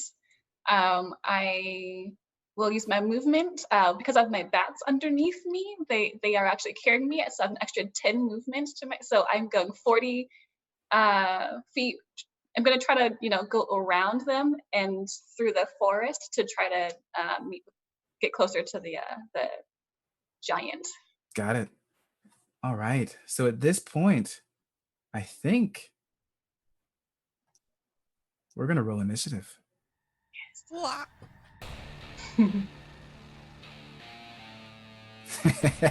Oh, that's still pretty good. Oh. Oh, Now let's that's see. okay. It's good to have a magic person low in initiative. That means they can do the healing. Yeah, about that. Wow. All right. So, Lady Balder at the top again. Yeah, it's good to be. It's good to be a ranger with the alert feat. Yeah, Oh my my initiative God. is +9. Oh my gosh. All right. What do you do?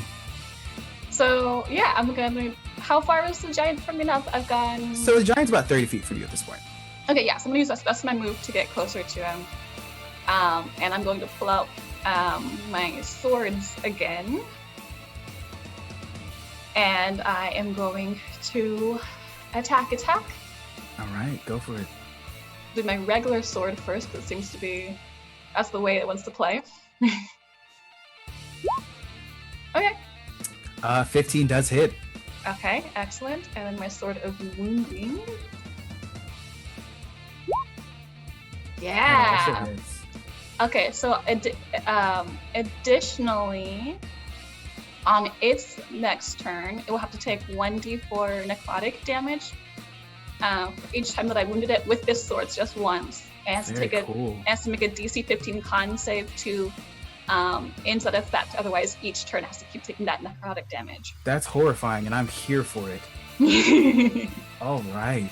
And that is your turn? That is my turn. All right. So with that, it is then the Berserker's turn. So, Delilah, how far did you go out? I don't remember.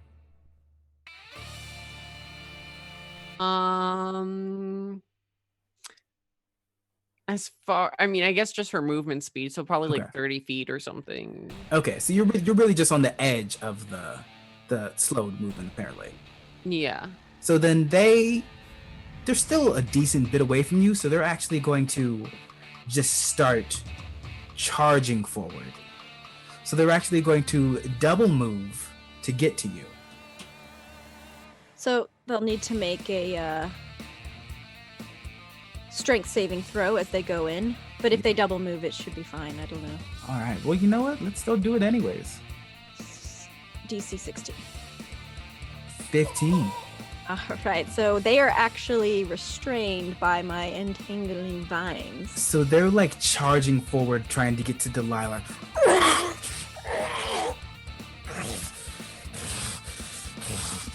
And there's almost like fume and dust coming out of their mouths as they're making these disgusting sounds. But they just barely can't get to you, Delilah. And their eyes go from a golden glow to a red. Mm. And that Delilah is- laughs at them. that is their turn. Next is Rox.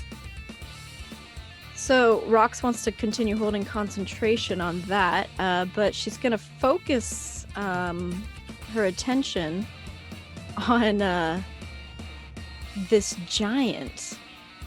Now, how far out is this giant? From you got on your fly, zoomed out.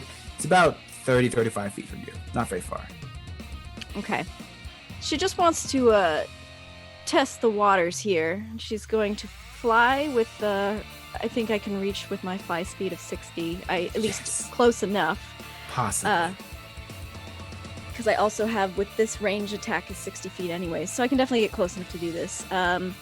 She's gonna just spit in her hands, slice it out, and just see this large like ice pick just grow out of her hands, and she's just gonna be like, "Hey, Bonzo," and just throw it, and it's gonna be a ice knife. Let me go ahead and I always forget to actually cast it through here.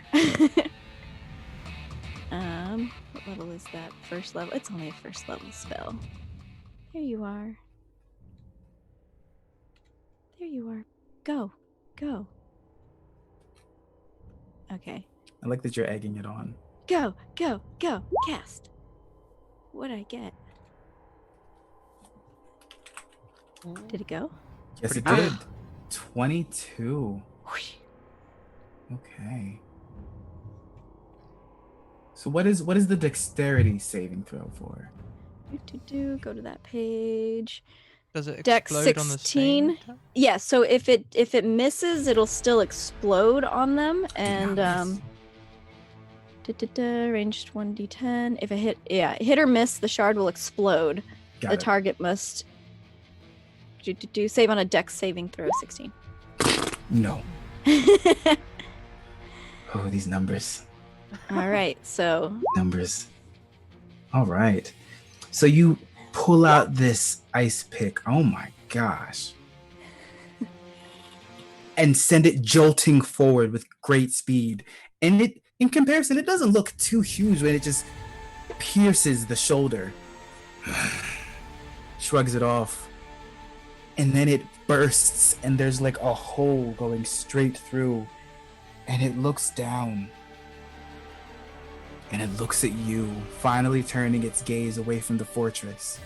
Is there anything else that you would like to do in your turn? that's it. As you are flying around this thing, Rox, and it grabs its hip almost, and pulls out a chunk of the ash that starts Ooh. to crumble. And in its hand manifests a giant morning star. Oh my gosh. And it takes a wide swing at you.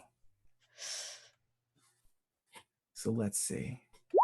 That's a 26. Oh man, that's gonna hit. For 12 piercing damage. Okay. So as it hits you in the side, it knocks you a bit, but you're able to keep your composure, hold on to this fly. I do need to make I think, what is it, a con saving throw to make sure I still hold on to my concentration? Yeah. Okay, let me do that real quick. Oh no. Ow! Why'd you do that? Con save, go. Phew. Okay. That's Oh good no. then. Well, was it advantage, or did you just roll twice by accident? I rolled twice by accident, I Then think, but that'll be I will use my advantage. You know, I'll give it to you. I'll let you I have will- that 23 by using your advantage. I will use that advantage I have. Yay! I'll let you have that because this thing gets 2 attacks. Oh gosh! Plus you just really hold on. It comes over for a second swing with the Morning Star Must hold on. for a 13 to hit.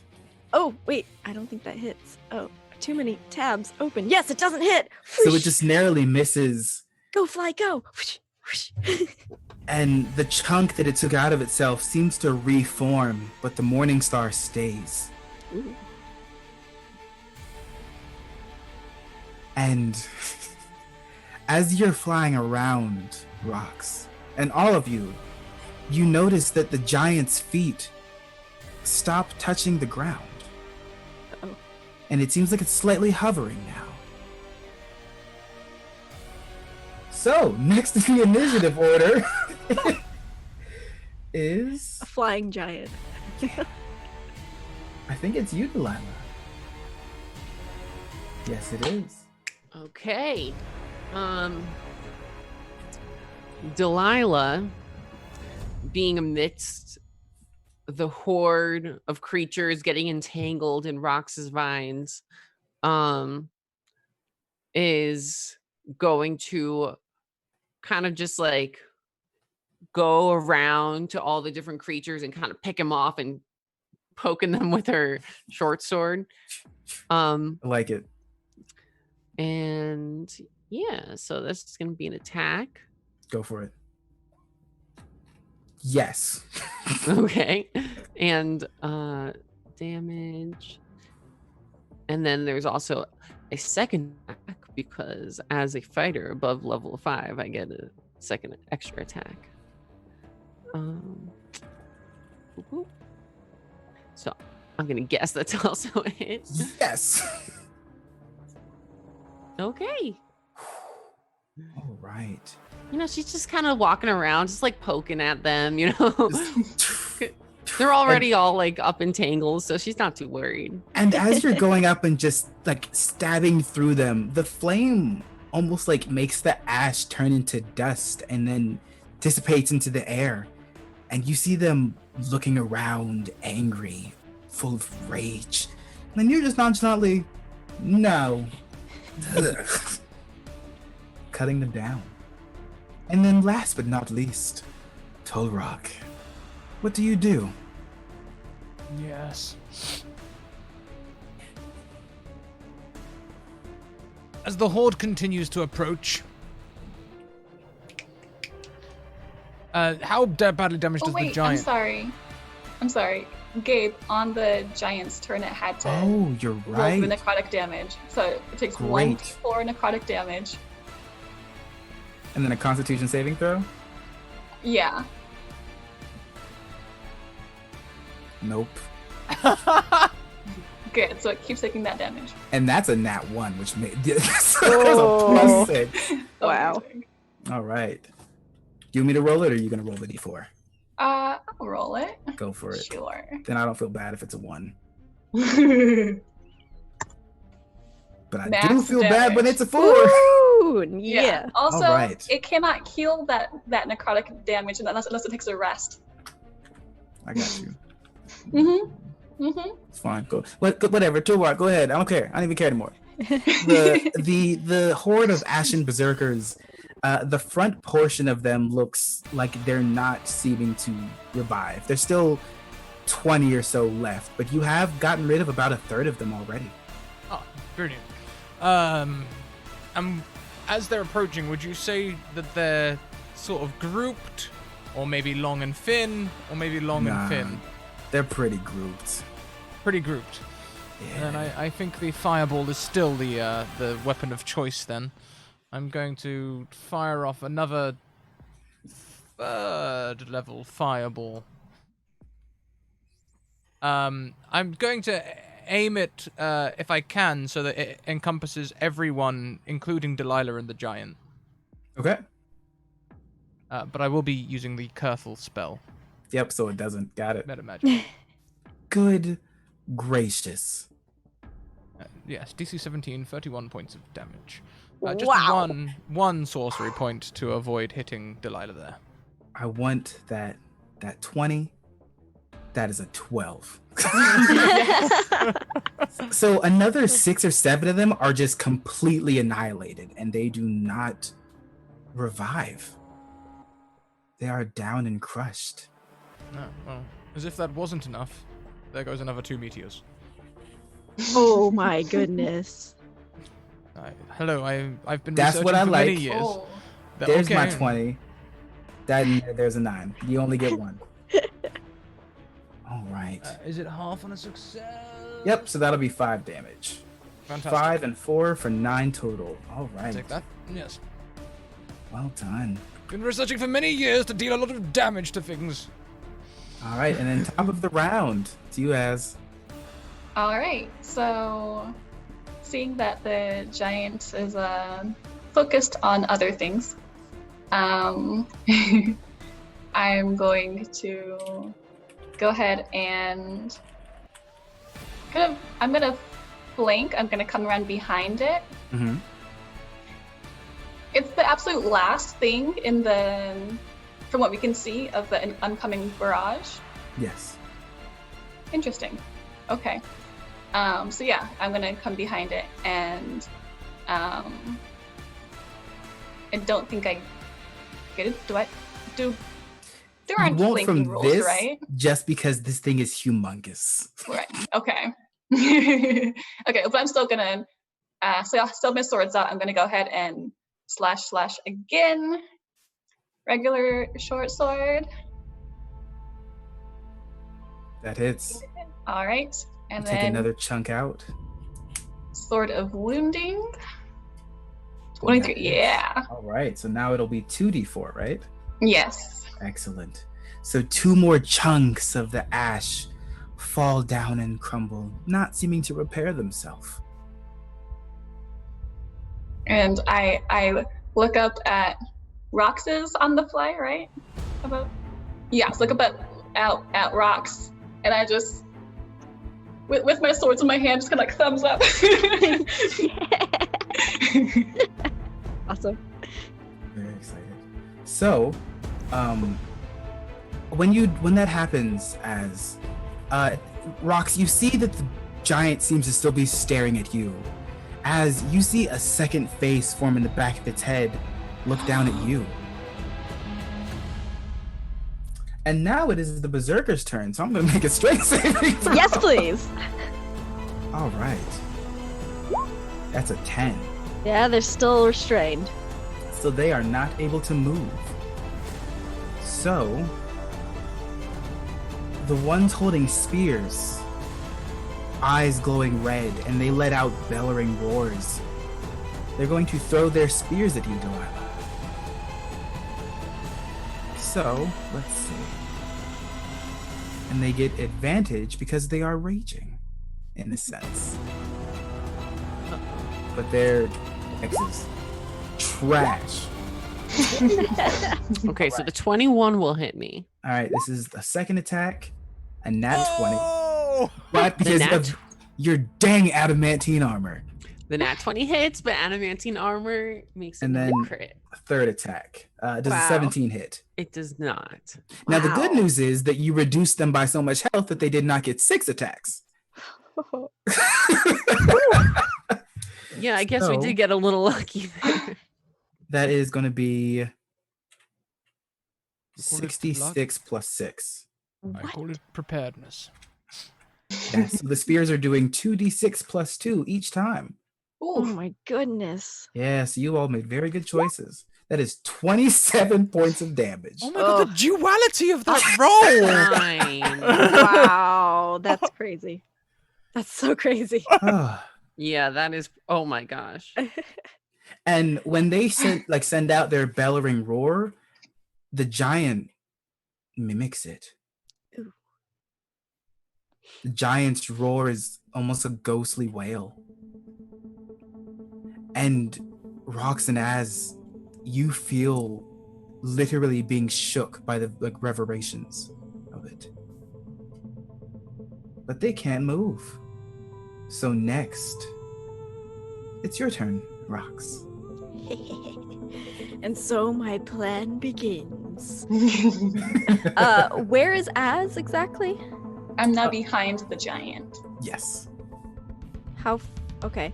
How far? I'm behind in the giant? melee, so I'm Okay. Yeah. Okay. So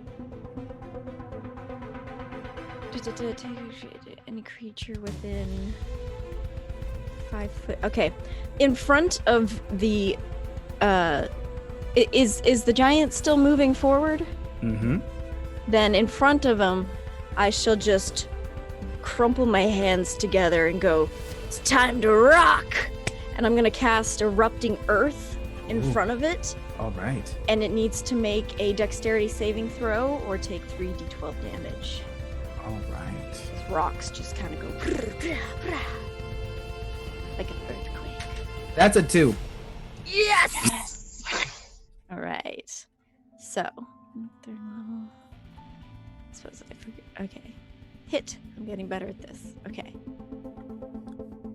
Ooh. So, 27 bludgeoning damage. All right. So those rocks basically just destroy its left leg, annihilate it. They come up and then just brushing through, slamming, knocking it out of the way. Dust is flying.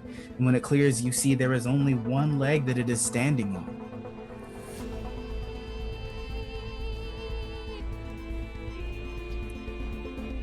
And that'll be my turn.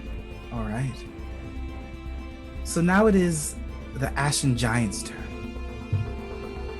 It looks at you, Rox, and simultaneously at you, Az. The second face comes around and a second head appears. A third arm appears out of its chest, holding an ashen mace. And a leg replaces the one that was originally there, that was destroyed. And then a third leg, and a fourth leg. But they extend backwards, almost as if it's a giant centaur-like creature. Oh. And this time, its eyes are red as well. And it's going to attack both you, Az, and Rox. In a rage. Of course. Oh boy. So Bring this it one- on. First one is to you, Rox. A 23 That'll hit.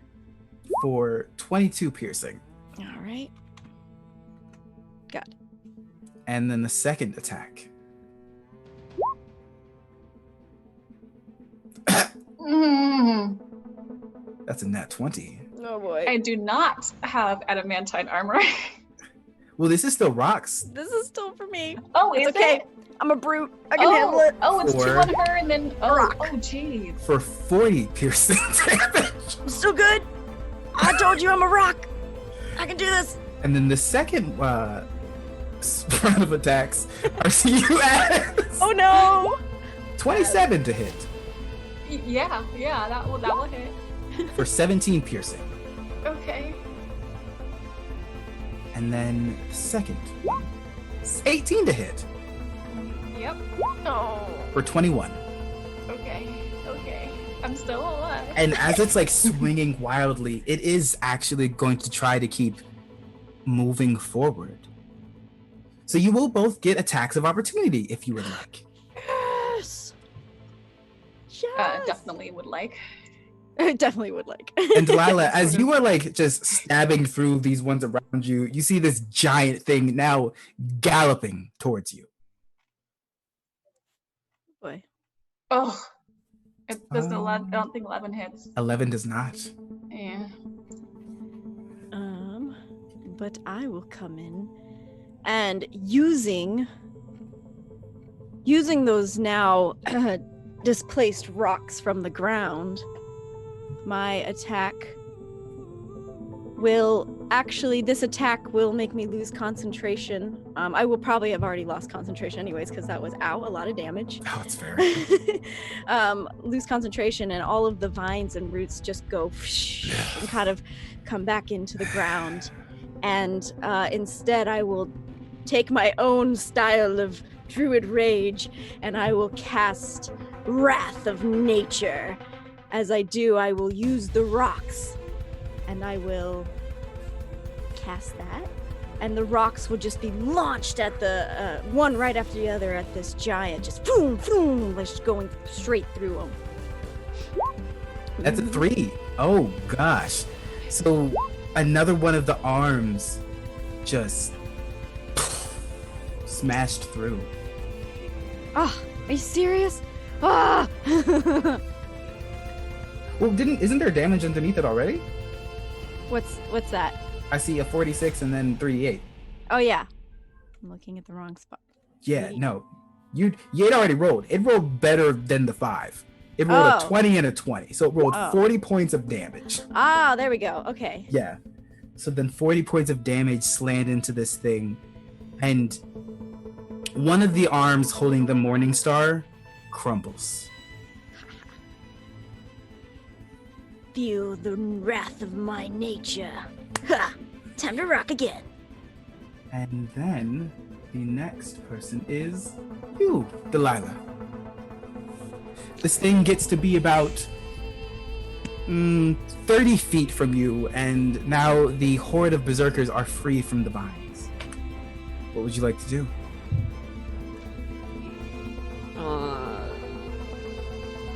Seeing the horde of berserkers freeing themselves from the vines and this massive centaur charging towards her, Delilah starts kind of panicking and and looking back and forth between the centaur and the horde, and she turns towards the horde who are now standing up, and she's like, okay, y'all stay right here and I'll be right back for you in a second. Don't move, you hear? And she charges towards the centaur.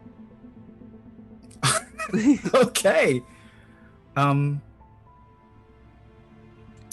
far is it? It's about 30 feet. So if you were to charge toward this thing, you could make it to it. Yeah. And that's a terrifying image to just think of. yeah. So, as she's running up to the centaur, she's gonna try to I don't know if horses have an Achilles tendon or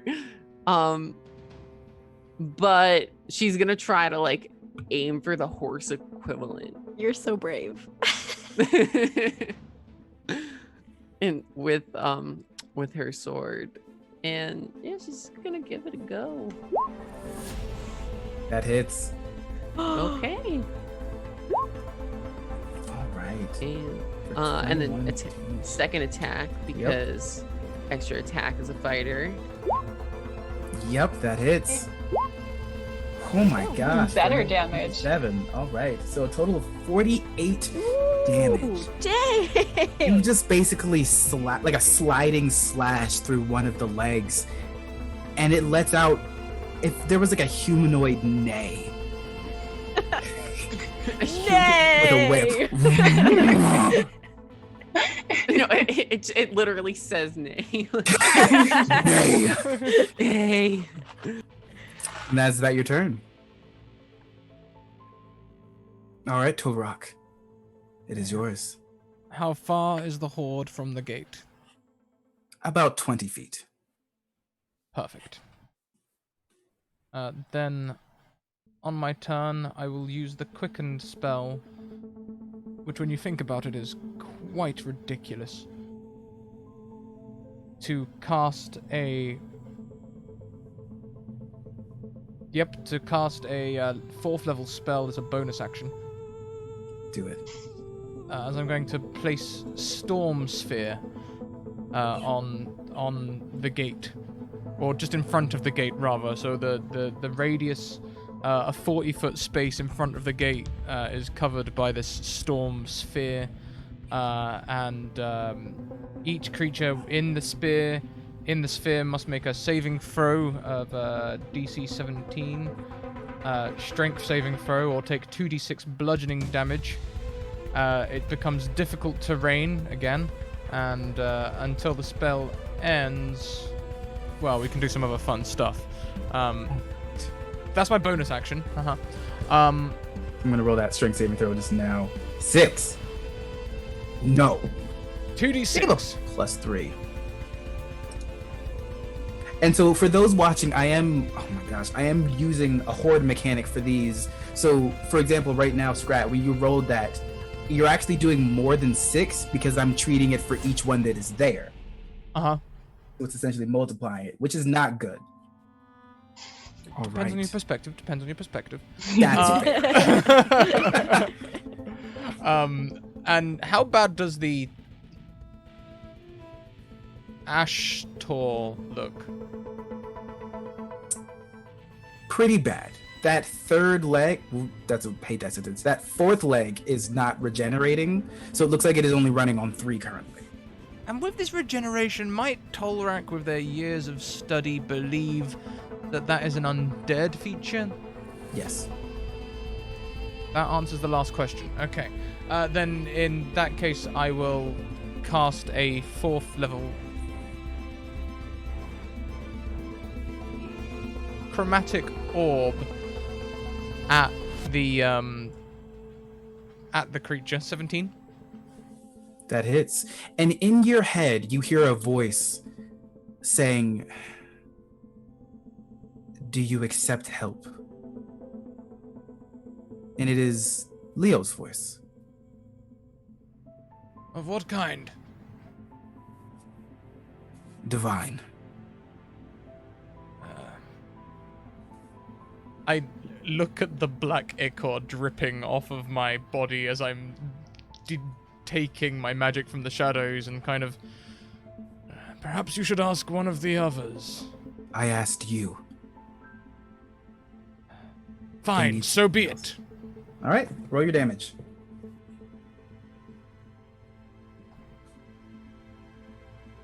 All right. I would like, if I may, to twin that damage. Can you use more than one meta magic per turn, or is it just one meta magic per spell? I don't know. It's our game, and in the book it says the GM is the rule. So yes. I'd like to twin that so that the damage also lances out and hits some of the horde in the storm sphere, so they'll receive the same damage, and it'll all be lightning damage. Lightning damage All everywhere. right. So it goes down and almost leading along the ground, surges, and you see a bunch of them crumble. And as your damage comes out, you feel more power to it this time. Leo gave you a boon that doubled your damage that time. All right. Yes. And as it's at the end of the initiative order, Leo is actually going to be in all of your heads and ask if you will accept help of divine nature. Yes, please. Yeah, I won't say no to that. Give her a ear. You see what looks to be the visage of a phoenix go up from the middle of the fortress and burst out. And all of you feel a warmth around you. And you restore 32 points of healing. Yes. Woo-wee. At that point, Tolorok, you do see the gnomish winged figure next to you, seemingly popping up out of nowhere. And instead of having a great glow, it looks like it's dimmed, and they're panting. I'll be fine. I just need time. Take a seat. Let the shadow take over for a while. And now we are back to you, Az. Yeah, and I don't know why I keep forgetting about on the giant's turn supposed to take the I do too. necro damage. Every time. So now I'll roll the 2d4. Yep. And then you go ahead and roll a con save. Nope, fail. It's a +6. The dice gods have. Oh, I'm okay wow. Yeah, the with dice it. Let gods me get are. to the wall. Let me get to the wall. Oh man. Okay. Fine. Okay, so I'm gonna actually let the giants No, I'm go a lying. little Don't bit do ahead that. of me. Don't do that. It's a bad idea. Gabe is kidding. Only to put my swords. I pull out my bow. Mm-hmm. And I am going to cast Hail of Thorns. Ooh. So I have to first hit. Does it also add? Hold on, let me just double check. So it also adds my regular damage. Yes. Okay. So I have to hit first, and so the next time that I hit, then it will take the Hail of Thorns. So first, yeah, that hits. All right. So it will hit the giants and also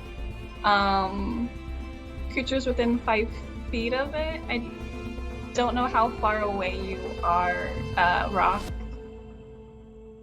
I'm in the air. Yeah, your rock is fine. Okay. So then that's what I figured. I was willing to take the chance. Sorry. Yeah, let's cast that at 2nd level because. Yeah. Okay, so regular 9 from the arrow, and then DC 15 Dex save for the damage. All right. A 3. Wow. Excellent. So then additional 12 damage. All right. Okay, this thing is not looking good at all. Yeah, so the arrow just shoots out and then just splinters and rains on top of it. All right. So and bad. and then I run after it. Oh, that's fair. Okay. Or I It guess is- rather I float on Float my after it. on my bats. It is your turn, Delilah.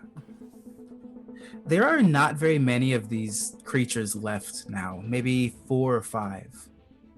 You have slung through them, the ones behind you, and this centaur beast is 5 feet from you. It looks like it is injured, and it's actually smaller now. Seems like every hack and blow, it looks like it's maybe 12, 14 feet tall now, instead of the original 20 from your slew of attacks. Hey. I think we're winning, guys. And she'll like shout back to every team. And Delilah will go for the giant. The giant. Because the giant's right there. So and yeah, I guess this time just gonna go for the belly. Do it. It's a little bit smaller, it's a little easier to reach the belly. And let's see here. That will miss. Yikes. Okay. Second attack, I'm gonna use my advantage. Go for it. Well, so actually, you roll the first attack again. You have advantage because this thing was essentially recklessly attacking in its rage. Okay. Yes, both of those will hit. Okay. So you will still have your advantage. You did not have to use it in this circumstance. Okay. Boop, boop. After cutting through, this thing is literally now the size of a large centaur. And it's looking at you with almost fear in its eyes.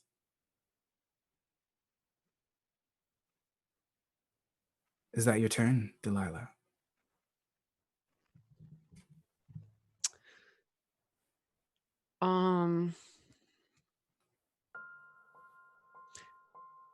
Can I gather anything of like, I know, like, I don't know whether that would be like an additional action or something, but am I getting any vibe from this creature other than the fact that it's afraid? It's from the way these things are, it feels like you're fighting less creatures and more constructs of some sort. And with the knowledge that you have, it might not be that these things are born per se. They're using the essence of something else, as a lich does for themselves.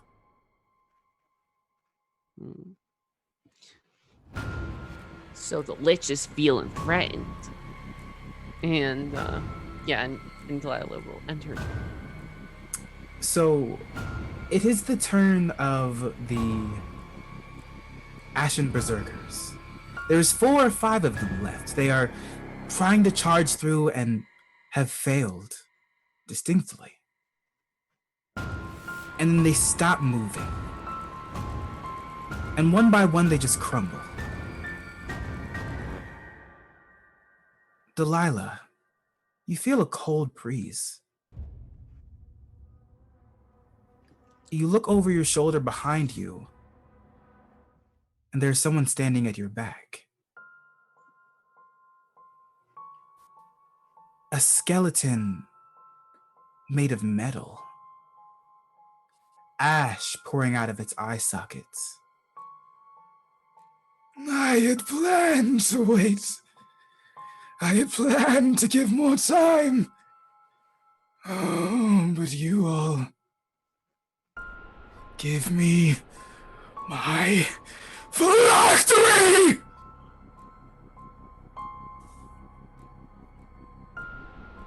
And it like inhales and sucks in the ash of the fallen berserkers into its essence. It turns around and looks at the centaur now. You have failed! And sucks it in. But you may yet not. And it touches you, Delilah.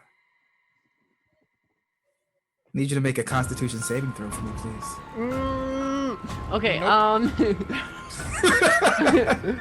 Miss me with that. Wait, there was something I have for saving throws. I forgot what it was. Well, I think it's okay. If I fail, I can re-roll because of my indomitable. Ooh. So let's see. Wow. This is a Constitution saving throw. Yep. That's a fail. Well, I'm gonna go ahead and re-roll that.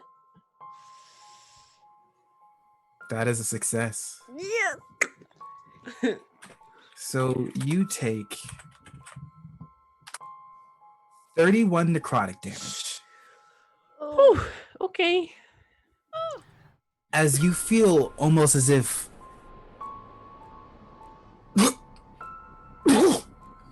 and you cough out ash. Your time is not yet. Soon! And it starts hovering away. So you can make an attack of opportunity if you would like. You jerk! And she'll stab him in the back. Oh man. No. That misses. She kind of coughs, as You try to swing, and it's almost as if he grabs it with his fingers. No. I am the ash bringer. And hovers off. Next turn up is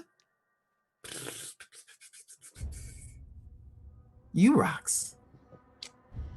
Oh boy. So this new creature is heading towards, I guess, the gate. So, Rock, this is Sinjarnis. You know what his visage looks like. Oh, right. Okay. I would have shouted that. I'd have been as that was happening and don't let him touch you. It's Silianis. Okay. Okay. He's walked past. How far has he gotten from Delilah? 10 feet, so he's about 40 feet from you. Okay. Off to the side of... Oh, it's so hard being a druid. Okay. Without hurting your people. Okay, I can do this. I'm not gonna let you get to that wall. And she's gonna cast in a very, very specific place. Right on the edge of where it would harm Delilah, I am casting Maelstrom. Okay. So, they need to make a strength saving throw. DC 16. So, swirling mass of water just opens up on the ground near them. Another nat 20. That's a nat 20, I'm sorry. Gosh, I was getting nat 20s with me. All right, so you take nothing. Keep going. There's just this swirling mass of water. It swirls. I am so thirsty.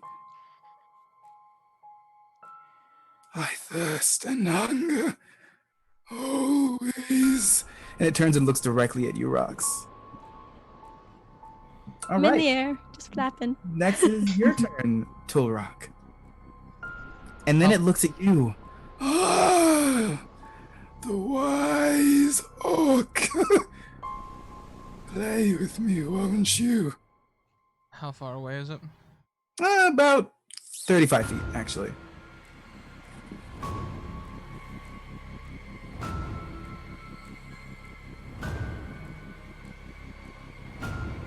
Tolrek believes that this creature truly is more powerful than this fortress can withstand.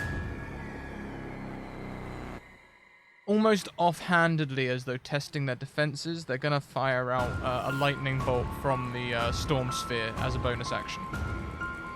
It's part of the perks of the storm sphere. Zing. Does a 23 hit? Yes, it does.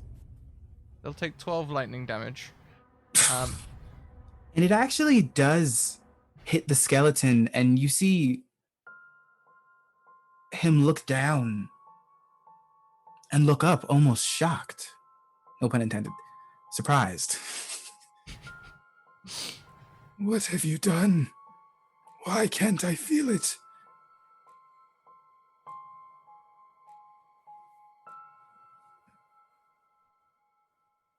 Continue your turn. So, that was, Scrat was pulling that weird face, now very concerned for his next action. Fair, next action.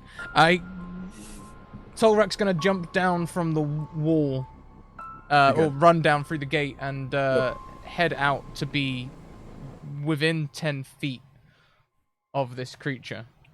Okay. As Careful. I get closer, I'm going to pull out the Staff of Power made from obsidian and hold it in front of me, challenging. Leave this place! You meddle with powers you do not understand.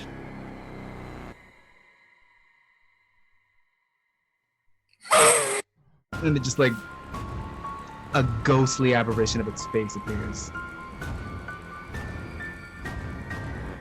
It's making no sign of, like, willing to be away from here. Looks like there's almost anger now after a realization of some kind. You've done something. Something that hasn't been done before.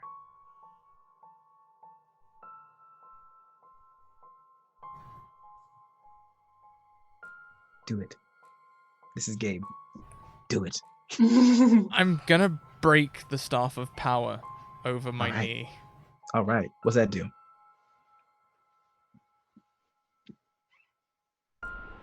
You can use an action to break the staff over your knee or against a solid surface. The staff is destroyed and releases its remaining magic in an explosion that expands to fill a 30-foot radius sphere centered on it. Sorry, everyone within 30 feet. I have a 50% chance to be instantly transported to a random plane of existence. Oh my gosh. If I fail to avoid the effect, I take force damage equal to 16 times the number of charges in the staff. Oh my gosh. Any creature in range must make a DC 17 dexterity saving throw, or on a failed save, they'll take a damage as such. 10 feet away, 8 times the number of charges, 6 times at 11 to 20 feet, and up to 30 feet 4 times. I haven't used the staff once. It's a fully powered Staff of Power, 20 charges. Let me roll this dexterity saving throw. Oh, please. That's a 9. So that's a fail, which Oh my means it's going to gosh. take the full power of the staff, which, quick maths, 8 20s is 160 damage. I need to 50%. I guess I just roll a D100. Don't roll it yet. Okay. You break the staff. And then the energy charges out. And this thing is charging towards you. What did you do? Why can't I feel it? And his hand ignites into a gold flame, then blue, then red. A rainbow of colors comes across its body. No. Oh, it's mine! And it's gone. Now roll. Oh. Anyone else within 30 feet of him needs to make a dex save as well. It wouldn't be anyone, because he moved Yeah, far he enough moved away away from from- Delilah. Mhm. Oh. Wait, 72. Was I rolling high or low? You So you know I what? think went Let's high. let's right? decide. If it's a 4, 5, or 6, No, you wait, wanted I to have, roll high. Oh, you have a thing? Do it. I have one of the soul coins. Do it. Skull side up, I die. Oh. Other side up, I don't, I guess. Yep. You just take the damage.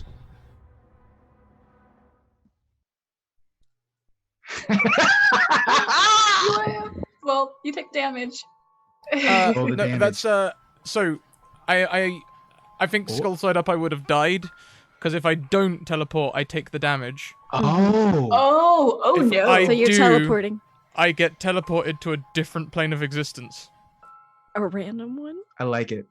Yep, random. No, Random we'll plane get of into Well, that do you then. actually die? How much damage are you taking? Is that Oh, twice as much as if your... I was going to take that damage, then I Yeah. would have taken 320 points of damage. So instead you just yeah. teleport. Yeah. Well, it just says Fine. instantly travel to a random plane of existence, so... If I go. Nope, I'm out. And then you just blink out of it. So there's a bright flash. And then just... And Torok is gone. Torok. And you see Leo fly down. Fall a little bit. Barely able to keep himself in the air. But come over.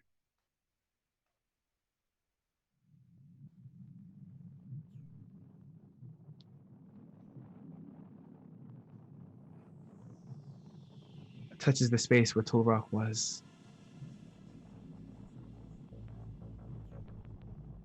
And then, like, touches their chest. The Xenonus is dead. Like dead. But what? The sleep broke the connection. The sleep broke the connection.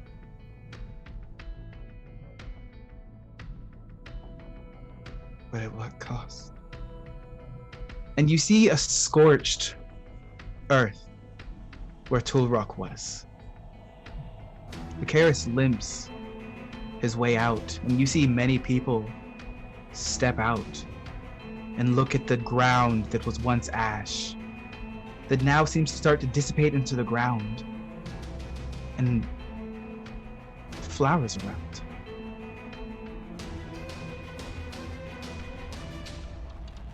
The sky clears almost. And almost as if timed, you hear cheers, excitement, celebration. You hear Vicaris shout, "Tul Rock! Tul Rock!" And people along the top of the wall start to also chant his name. And that's where we'll end the fortress of Delvuun. Well played. Wow! That was so good. It was so good. Oh It my was goodness. a hoot and a holler. So I will say, trying the idea of restraining it was what saved you, because when you put the child to sleep, it broke any connection that he had to them.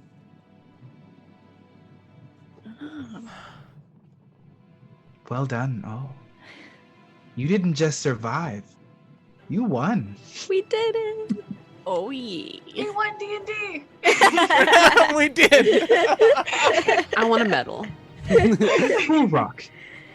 You feel a sense of fear and concern, just a slight, for you, until you come to. You've read about this place. A world that houses a great library. We've been waiting to rock. Credits roll. It's a Marvel movie. Okay, everyone. Our version of credits is outros. Let's go around and say hello to everyone. We'll talk about our sponsors. Then we'll go on a raid. I happen to know a charity stream that is running right now.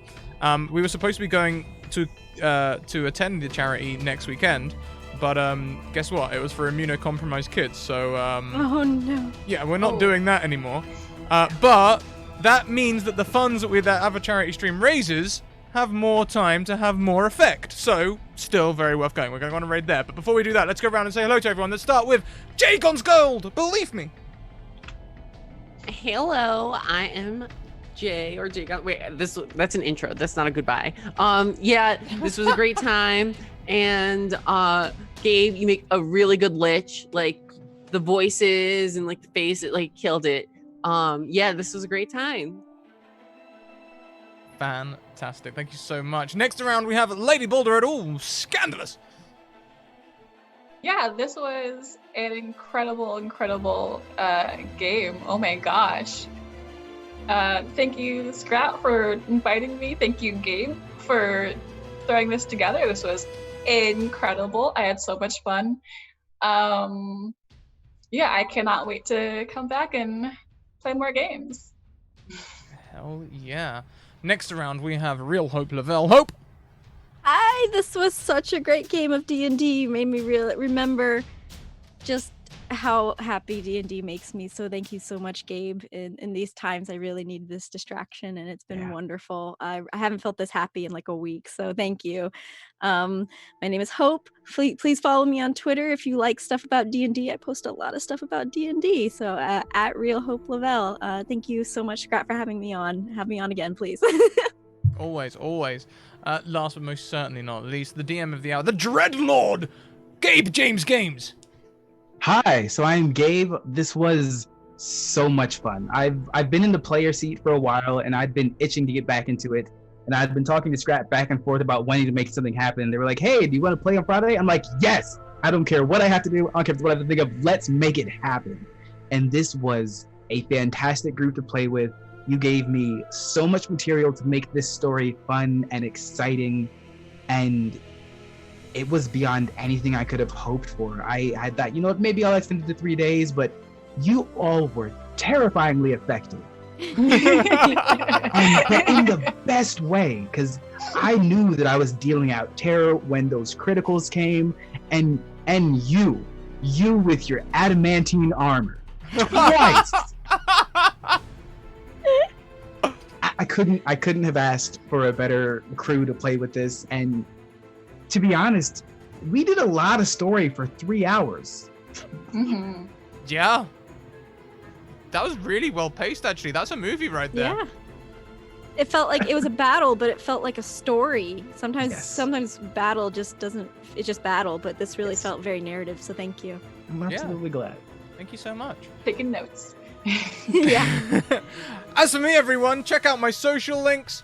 You can come and be a part of the community over there. We'd love to see you in Discord. We talk about all of our shows. You can hit me up on Twitter, send me a DM.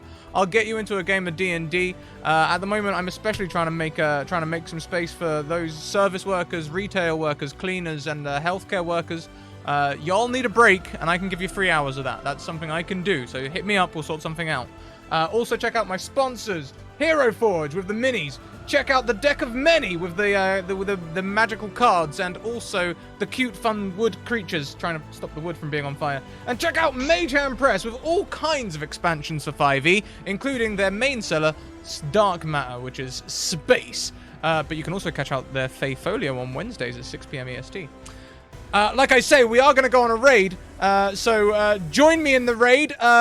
Don't go for the hype train. We're not going to go for the hype train. I want to see you lighting up their GoFundMe. The link is underneath their stream, okay? That's where we're all going to be focusing. If you all want to light something up, let's light up that GoFundMe and fill it with money. All right, everyone. Until next time, keep on evoking emotions, and we'll see you later on. Bye!